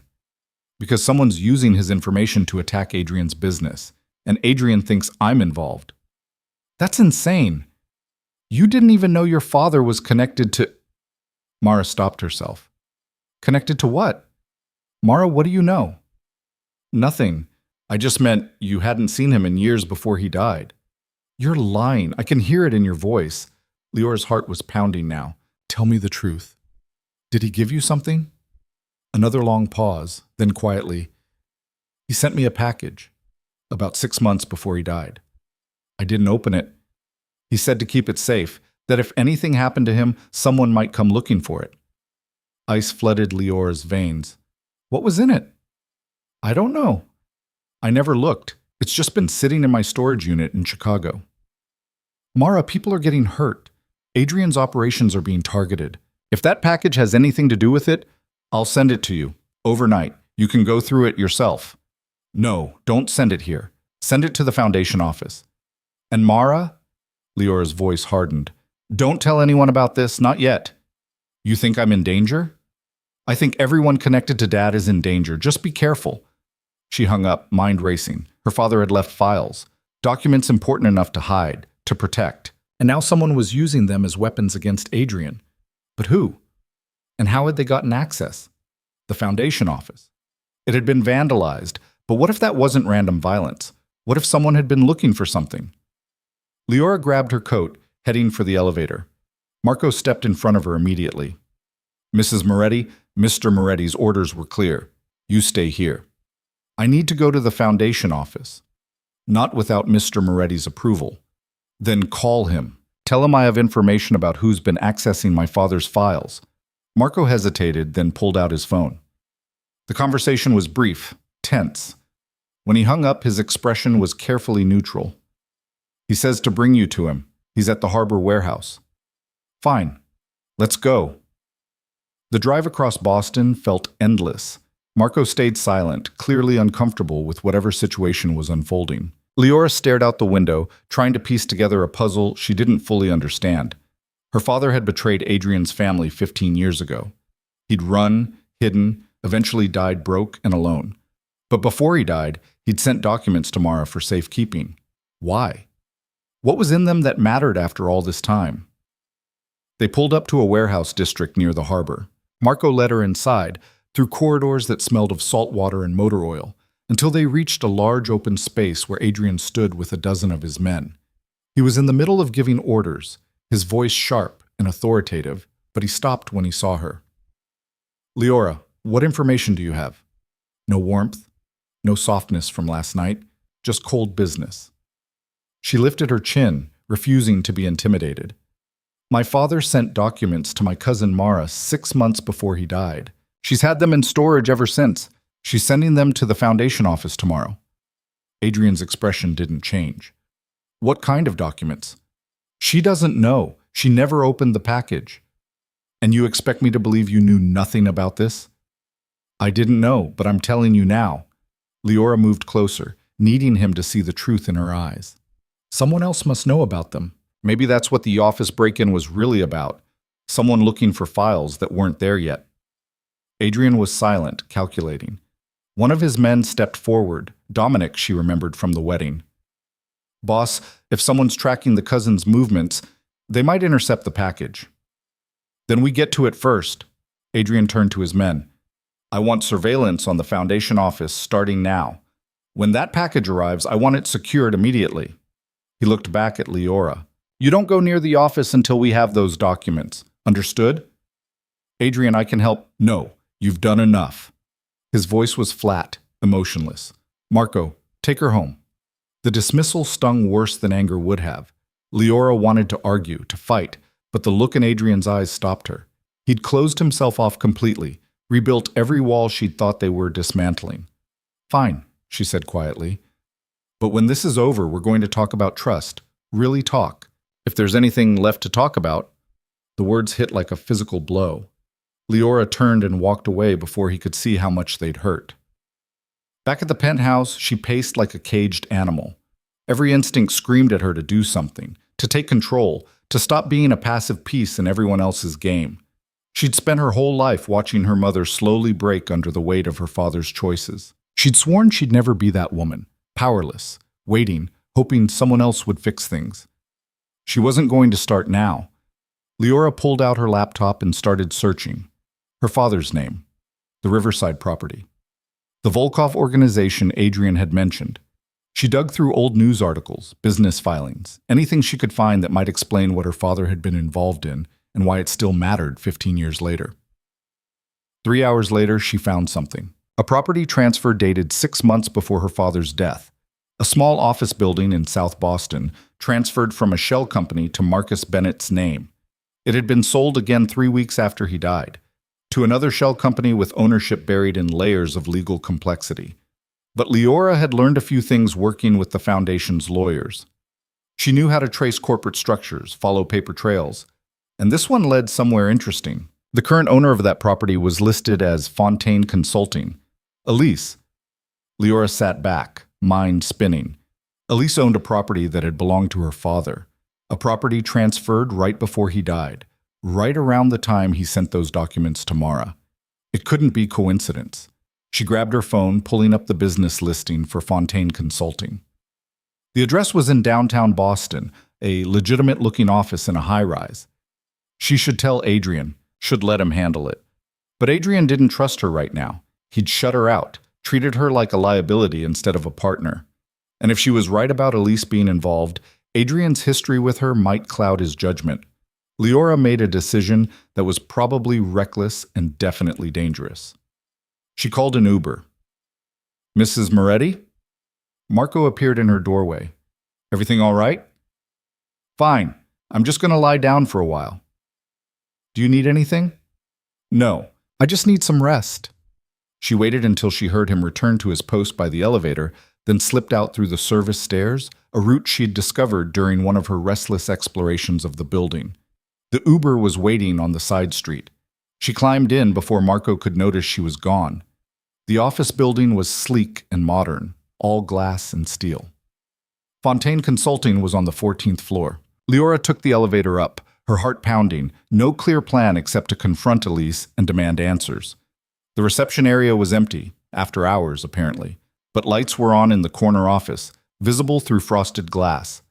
Leora walked toward it, each step feeling like a commitment to a path she couldn't turn back from. She pushed open the door without knocking. Elise looked up from her desk, surprise flashing across her features before settling into something like amusement. Liora, what an unexpected pleasure. We need to talk. Do we? Elise leaned back in her chair, perfectly composed. About what? About the property you bought from my father. About the documents he left behind. About why you've been trying to destroy my marriage. Elise's smile was sharp. You've been busy. I'm impressed. Tell me the truth. Are you the one using my father's files against Adrian? What makes you think I have access to anything like that? Because my father transferred a property to you before he died. Because you've been circling Adrian and me since the wedding. Because you know things you shouldn't know. Liora moved closer to the desk. So stop playing games and tell me what you want. Elise studied her for a long moment, then stood, moving to the window overlooking the city. Your father was smarter than Adrian gives him credit for. He knew the information he'd stolen from the Moretti family was valuable. But he also knew it made him a target. So he made a deal. With who? With me. Or more accurately, with my family. The Fontaines have been in the information business for 3 generations. We broker deals, facilitate connections, keep secrets safe for the right price. She turned to face Liora. Marcus came to us 15 years ago with documents that could destroy the Moretti Empire. We've been sitting on them ever since. Why? Why not use them immediately? Because dead men make poor clients. We kept Marcus safe, gave him a new identity, helped him disappear. In exchange, he gave us the documents and the codes to access certain Moretti systems. Insurance, he called it. And when he died, the insurance became mine. I'd been dating Adrian for 2 years at that point, learning everything I could about his operations. When Marcus died, I saw an opportunity. To what? Destroy Adrian? To make him need me. Elise's expression hardened. He ended our relationship like I was nothing, discarded me without a second thought. So I decided to remind him what happens when he underestimates people. By using my father's files to help the Castellanos attack his shipments, by creating chaos, making him vulnerable, and then offering to make it all go away in exchange for what I want, which is his empire, or at least a significant piece of it, a partnership that gives me real power, not just the role of decorative girlfriend. Elise moved closer. You see, Liora, this was never about you. You're just collateral damage, a convenient pawn who happened to show up at the perfect time. The office vandalism, that was you too? I needed to see what you knew, what Marcus might have told you before he died. Turns out, he told you nothing. You're just as much a victim as anyone. Rage burned through Liora's fear. So what now? You keep attacking Adrian until he gives you what you want? Something like that, though I admit I didn't expect you to figure it out. You're smarter than I thought. Smart enough to record this entire conversation. Liora pulled out her phone, showing the recording app still running. Everything you just admitted, all of it. Elise's expression went cold. You're bluffing. Am I? Liora backed toward the door. I guess we'll find out when I send this to Adrian. She turned to run, but Elise was faster than she looked. The older woman grabbed Liora's wrist, twisting it sharply. The phone clattered to the floor. I don't think so, Elise hissed. You're not leaving here with that recording. They struggled, Liora trying to break free, Elise's grip surprisingly strong. The phone skittered across the floor toward the desk. Liora managed to wrench free, diving for it, but Elise caught her hair, yanking her back. Pain exploded across Liora's scalp. She spun, her elbow connecting with Elise's ribs. The woman gasped, loosening her grip just enough for Liora to break free. She scrambled for the phone, fingers closing around it just as Elise recovered. Security! Elise's voice was sharp, commanding. Heavy footsteps pounded down the hallway. Liora clutched the phone and ran for the emergency stairs, her heart hammering against her ribs. Behind her, she heard Elise shouting orders, men responding. She flew down the stairs, taking them 2 at a time, 14 floors of burning lungs and terror. She burst out into the lobby just as security reached the stairwell. She ran through the revolving doors and into the Boston night, not stopping until she'd turned 3 corners and ducked into a coffee shop. Her hands were shaking so hard she could barely dial Adrian's number. He answered on the first ring. Liora, where are you? Marco said, I know who's been using my father's files. I have proof. But Adrian, I need you to trust me. Can you do that? Silence. Then, his voice tight. Where are you? She told him. 20 minutes later, a black SUV pulled up outside the coffee shop. Adrian climbed out, his expression dark and dangerous. He strode into the shop, scanning until he found her huddled in the corner booth. You left the penthouse without protection. You went to confront Elise alone. Do you have any idea how— He stopped himself, jaw clenched. Show me what you have. Leora held out her phone, pulling up the recording. Adrian listened, his expression growing harder with each passing second. When it finished, he was silent for a long moment. She has the documents, he said finally. Everything your father stole. She's been using them to orchestrate these attacks. I know, Adrian, I'm sorry. I should have told you about Mara's package sooner, but I didn't know it existed until today. You should have told me before running off to confront Elise alone. She could have killed you. But she didn't, and now we have proof. Adrian looked at her, really looked at her, and something in his expression shifted. You recorded her confession. Yes.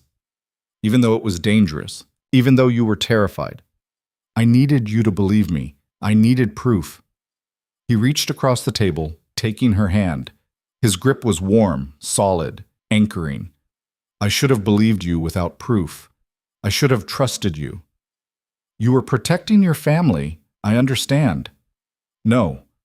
I was letting old wounds make me paranoid, punishing you for your father's sins. His thumb traced across her knuckles. I'm sorry for doubting you, for shutting you out. Tears burned Leora's eyes. I'm sorry I left without telling Marco. That was stupid and reckless. It was brave and brilliant and terrifying. He stood, pulling her up with him. Come on. We need to get you somewhere safe while I deal with Elise. What are you going to do? What I should have done weeks ago. End this. They drove to a safe house Adrian kept in Cambridge, a nondescript apartment in a residential building where no one would think to look for the head of the Moretti family. Marco met them there, relief evident on his usually stoic face when he saw Leora was safe. Boss, I'm sorry. I should have been watching more carefully. It's not your fault, Adrian said. She's resourceful.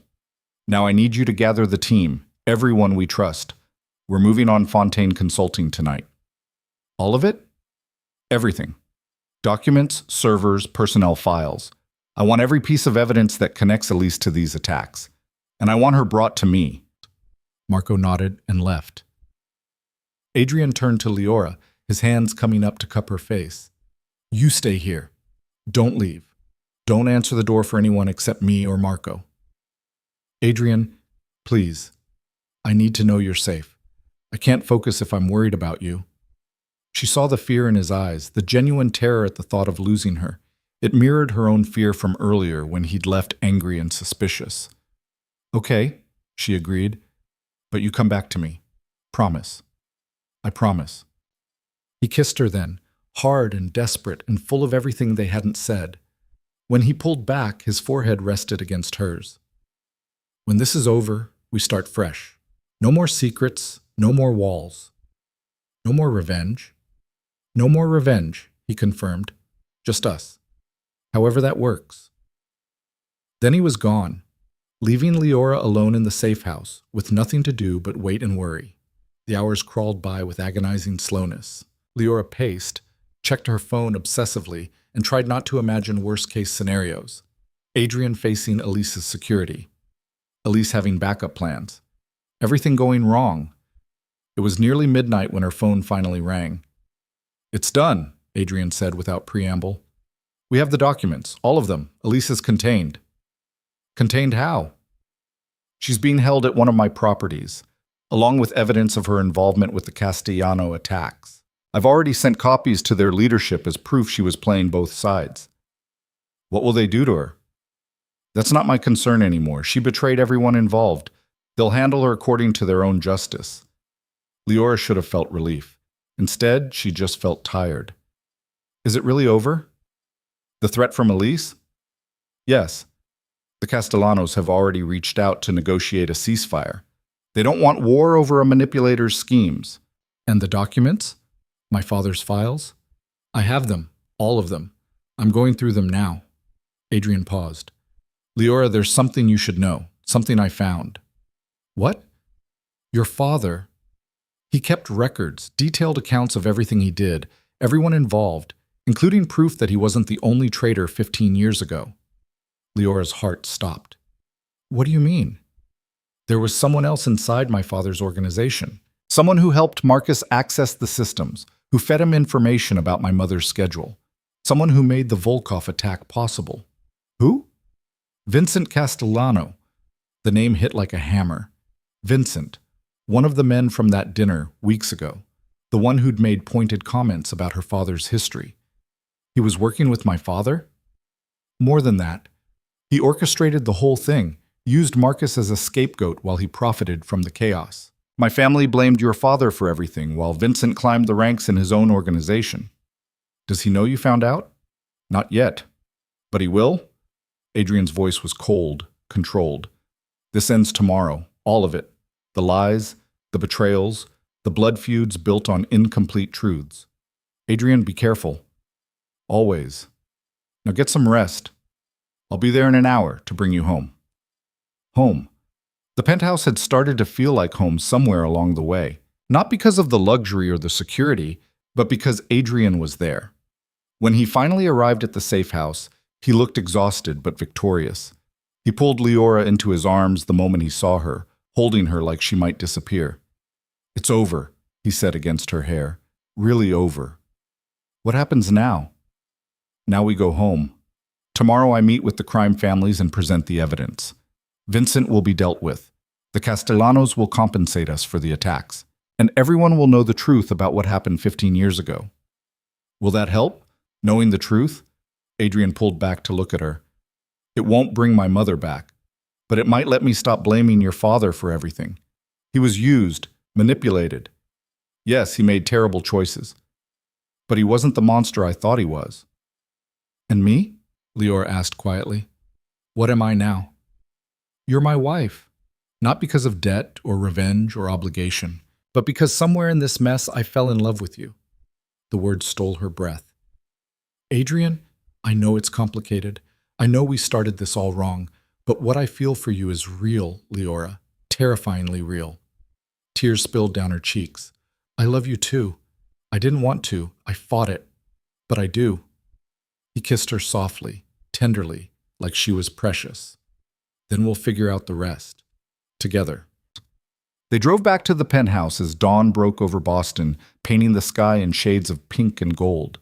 For the first time since their wedding, Leora felt something like hope blooming in her chest. The secrets were out.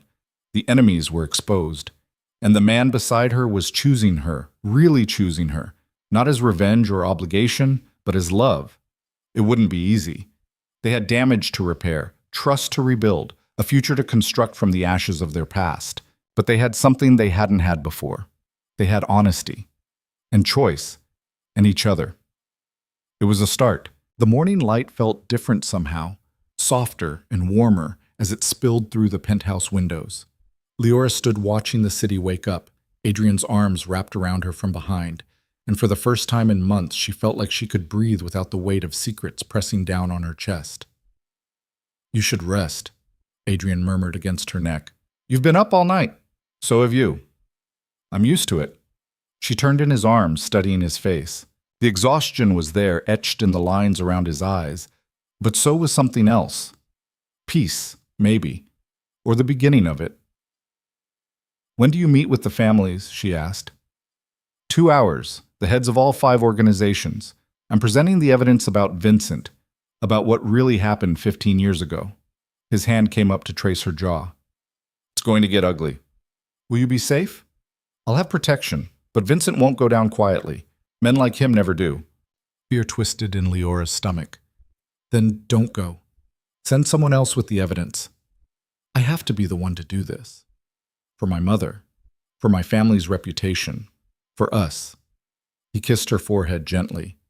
But I promise I'll come back to you. You keep making that promise. And I keep keeping it. She wanted to argue, to demand he stay safe in the penthouse where nothing could touch him. But she understood duty and honor and the need to face things yourself instead of hiding behind others. So she just held him tighter and tried to memorize the feeling of safety in his arms. I'm going with you, she said. Adrian pulled back, frowning. Absolutely not. You said no more secrets, no more walls. That means we face things together. Leora, this is dangerous. Everything in your world is dangerous. I'm part of that world now. I'm your wife. She met his eyes steadily. And you're not facing this alone. If something happens, then we'll handle it. Together. He looked at her for a long moment, conflict playing across his features. Finally, he nodded slowly. Together. But you stay close to me.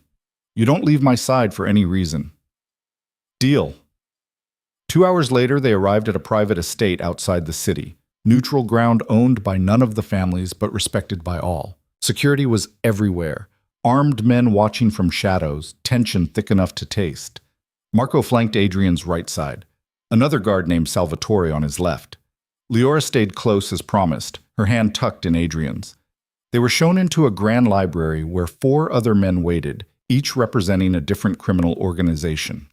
Vincent Castellano sat among them, his expression smug and confident. He smiled when he saw Adrian. Moretti, I heard you wanted to discuss terms for ending this unfortunate conflict. Not terms, Adrian said coldly. Truth. He gestured to Dominic, who set up a laptop and projector. Within moments, documents filled the screen, emails, financial transfers, meeting records. All of it pointing to one conclusion. Vincent Castellano had orchestrated the betrayal 15 years ago. This is what Marcus Bennett left behind, Adrian said, his voice carrying through the room. Detailed records of everyone involved in the Riverside attack, including proof that Vincent was the real traitor. He used Bennett as a scapegoat while he profited from the chaos and climbed the ranks in his own organization. Vincent's smile faltered. That's absurd. Bennett was a known thief. Bennett was a pawn, your pawn.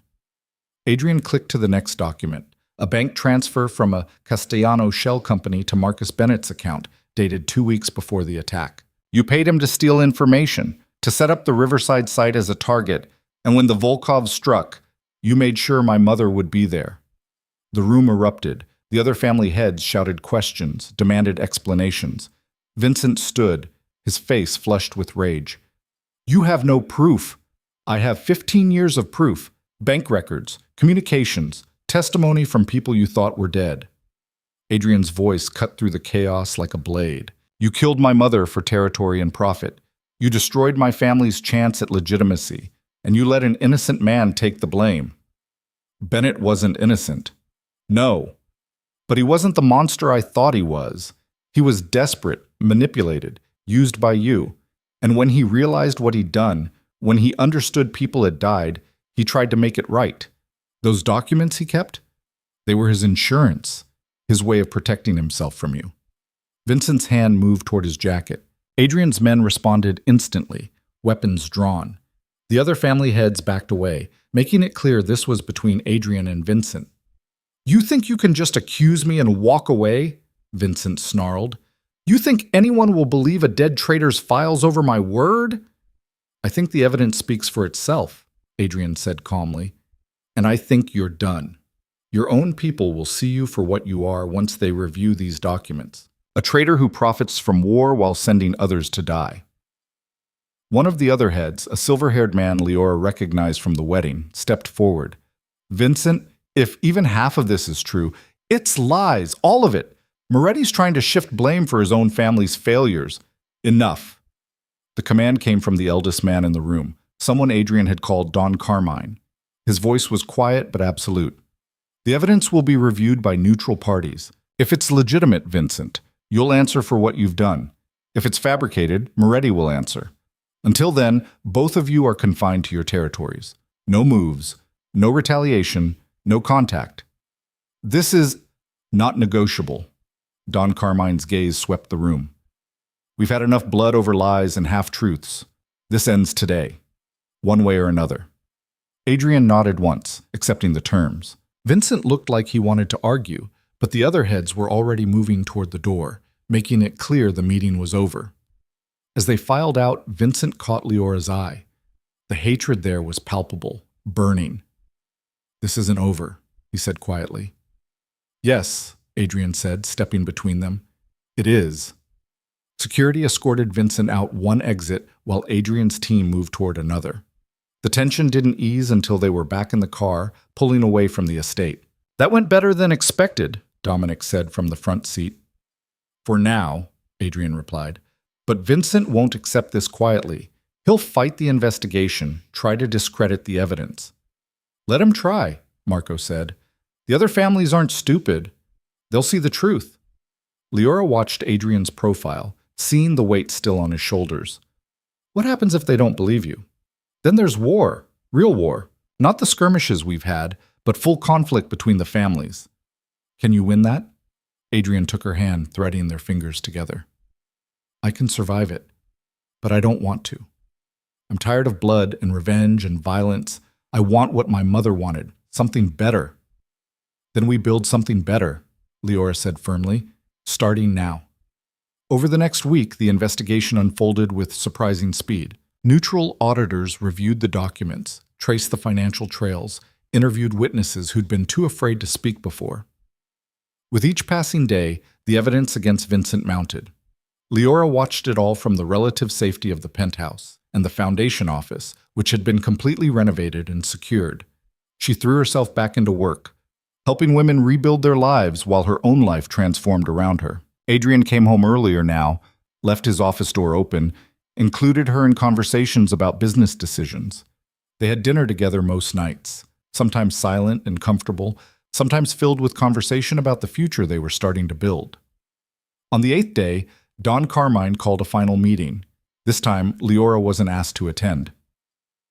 Adrian left early in the morning with a kiss and another promise to return. She tried to work, to focus on grant applications and donor meetings, but her mind kept drifting to that library, to whatever was happening between the families. When her phone finally rang that afternoon, she answered before the first ring finished. "It's done," Adrian said. He sounded exhausted, but relieved. Vincent confessed. Faced with the evidence and testimony from his own people who'd grown tired of his schemes, he admitted everything. What will happen to him? He's been exiled, stripped of his position, his resources, everything. He leaves Boston tonight, and if he ever returns, the families have agreed he's fair game for anyone. That's it? Just exile? In our world, exile is often worse than death. He has nothing now. No protection, no power, no future. He'll spend the rest of his life looking over his shoulder, waiting for someone to collect on old debts. Leora thought about that, about a man who destroyed so many lives facing the rest of his alone and afraid. She couldn't find it in herself to feel sorry for him. "When will you be home?" "Soon. There are some final details to handle, agreements to formalize." "But Leora?" "Yes?" "We're free. Really free. The families have agreed to peace. The Riverside property is being transferred to a memorial trust in my mother's name. And your father's name has been partially cleared, acknowledged as a victim of manipulation rather than the sole villain." Tears burned her eyes. "Adrian, I know it doesn't fix everything, doesn't bring anyone back or erase the harm done, but it's justice, real justice, and it means we can move forward without the weight of the past crushing us." "Come home," she said softly. "Please just come home." "I'm on my way." He arrived an hour later, walking through the door with exhaustion written in every line of his body, but something like peace in his eyes. Leora met him halfway across the living room, throwing her arms around him and holding tight. "It's really over?" she asked against his chest. "It's really over." They stood there for a long moment, just breathing, just being together without crisis or threat hanging over them. Finally, Adrian pulled back enough to look at her. "I have something for you. I should have given it to you months ago, but I was too angry, too caught up in revenge." He reached into his jacket and pulled out an envelope, worn and yellowed with age. "My mother wrote this. The day before she died. She was working on plans for the Riverside development, thinking about the future. I found it in her papers after the attack, but I could never bear to read it." "Why give it to me?" "Because I read it this morning, and I think you should see it too." With shaking hands, Leora opened the envelope and unfolded the letter inside. The handwriting was elegant, flowing. "To whoever continues this work, if you're reading this, then perhaps I'm gone, or perhaps I've simply moved on to other projects. Either way, I want you to know why this matters. The Riverside development isn't just about buildings or profit. It's about proving that people can change, that families built on darkness can step into light.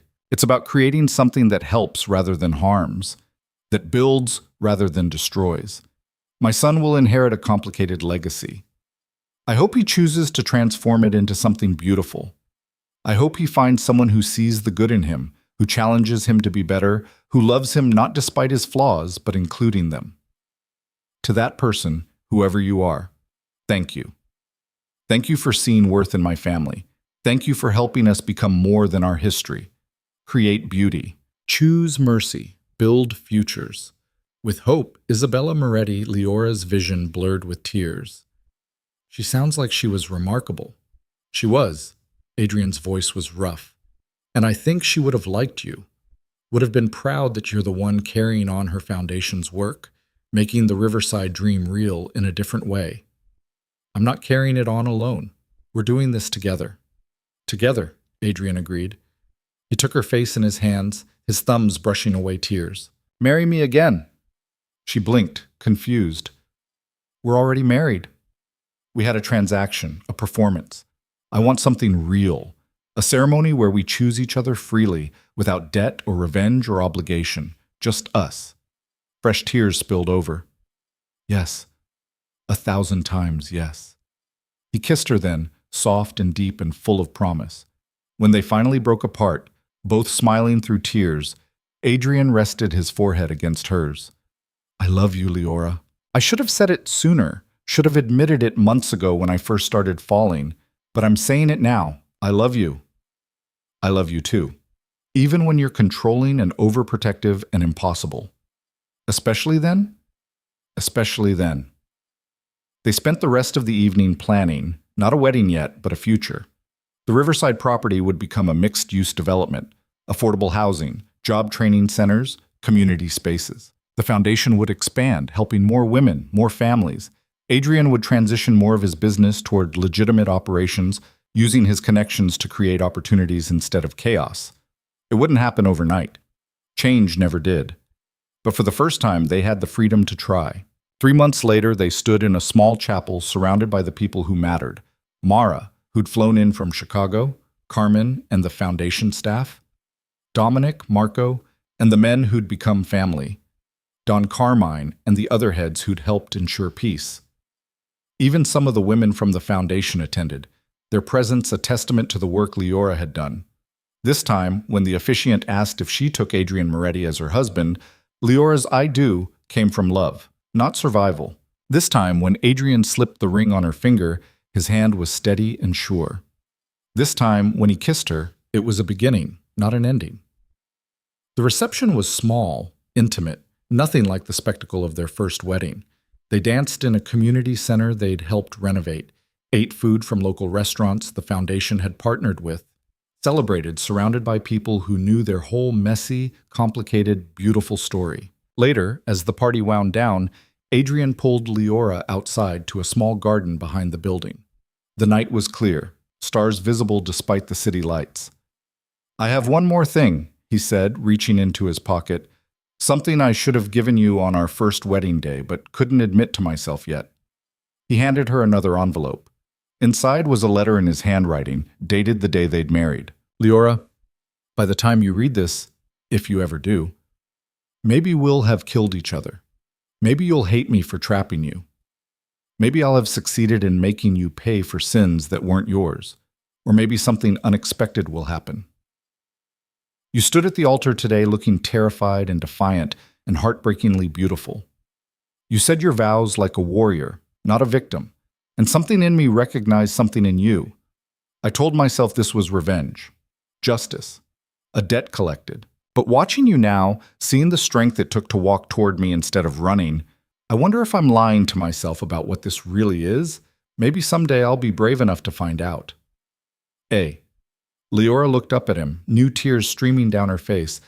You wrote this on our wedding day? I did. Then I hid it because I was terrified of what it meant. That even then, even when I was supposed to hate you, part of me was already falling in love. And you kept it all this time? I kept it as proof that love doesn't always start clean or simple. Sometimes it starts in darkness and grows toward light. Sometimes it starts as revenge and becomes redemption. She kissed him through tears and laughter, this impossible man who'd married her to destroy her and instead found himself transformed. "Where do we go from here?" she asked when they finally broke apart. Adrian looked out at the garden, at the building full of people celebrating their second chance, at the city that had witnessed their journey from enemies to lovers. "Wherever we want," he said. "The future is ours now. No more debts, no more revenge, just us and whatever we choose to build." "I choose you," Leora said. "Every day, every choice. You. And I choose you. Always." They stood together under the stars, two people who'd started in the worst possible way and somehow found their way to something real. The road ahead wouldn't always be easy. They were too complicated, too damaged, too used to fighting to pretend otherwise. But they'd face it together, building something beautiful from the ashes of revenge. 5 years later, the penthouse looked different. Gone were the cold grays and impersonal perfection. Now there were photos on the walls. Their second wedding, foundation events, holidays with Mara and her family. Children's toys scattered across the floor. A piano in the corner where Leora was teaching their 3-year-old daughter, Isabella, named for the grandmother she'd never meet. Adrian came home early, something he did more often now, and found them at the piano. His daughter shrieked with delight and ran to him, demanding to be lifted high in the air. He obliged, laughing in a way he'd never thought possible years ago. Leora watched them, her hand resting on her swollen belly, where their second child grew. They'd built this. A family, a life, a future nobody could have predicted that day she'd walk down the aisle toward a man who'd hated her. "Mama, tell Daddy about the new building," Isabella demanded. "What new building?" Adrian asked, settling their daughter on his hip. "The foundation broke ground on the second Riverside housing development," Leora explained. 50 units for families transitioning out of difficult situations, plus a community center with job training and childcare. Pride lit Adrian's face. "Your mother would be so proud of what you've built."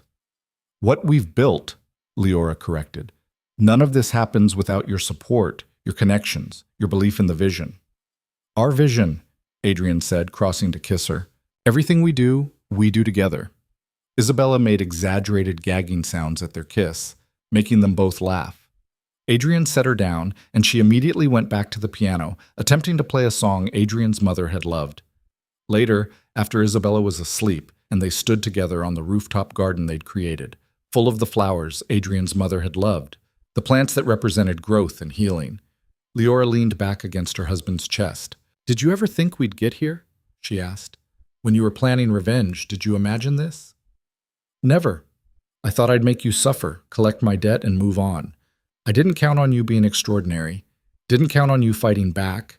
Didn't count on falling so completely in love that revenge became irrelevant. I didn't count on you having a heart beneath all that ice. I didn't know I still had one until you found it." They stood in comfortable silence, watching the city lights. The Castellano organization had disbanded after Vincent's exile, absorbed into other families who honored the peace. The foundation had helped hundreds of women rebuild their lives. Adrian's businesses were almost entirely legitimate now, built on real estate development and investments rather than the shadows. "Do you ever regret it?" Leora asked quietly. "Walking away from that life? The power and control?" "Not for a second. I have everything that matters right here." His arms tightened around her, one hand coming to rest on her belly where their son grew. "This is power. This is control. Choosing love over revenge. Choosing to build instead of destroy. Choosing you every single day. Even when I'm impossible. Especially when you're impossible." She turned in his arms, looking up at the man who'd become her partner, her love, her home. "Thank you." "For what?" "For keeping your promise. For coming back to me every time. For choosing to be better than your circumstances. Thank you for seeing something worth saving when everyone else just saw a monster." He kissed her softly. "Thank you for loving me anyway." "Always anyway," she agreed. They stood together as night deepened, two people who'd walked through fire and come out holding hands. Their daughter slept peacefully inside, dreaming whatever 3-year-olds dreamed. Their son grew safely, waiting to join a family built on love instead of obligation. And in the garden that bloomed with Isabella's flowers and Lyora's hope and Adrian's transformation, the past finally, fully released its hold. What remained was only future. Beautiful, complicated, theirs. The revenge Adrian had planned had failed spectacularly. He'd meant to destroy Marcus Bennett's daughter and instead found himself destroyed and rebuilt by her love. He'd meant to collect a debt and instead paid one. To his mother's memory, to the future she'd wanted, to the belief that people could change. Lyora had walked into his life expecting nothing and somehow claimed everything. She'd taken the cage he'd built and turned it into a home. She'd taken his frozen heart and taught it to beat again.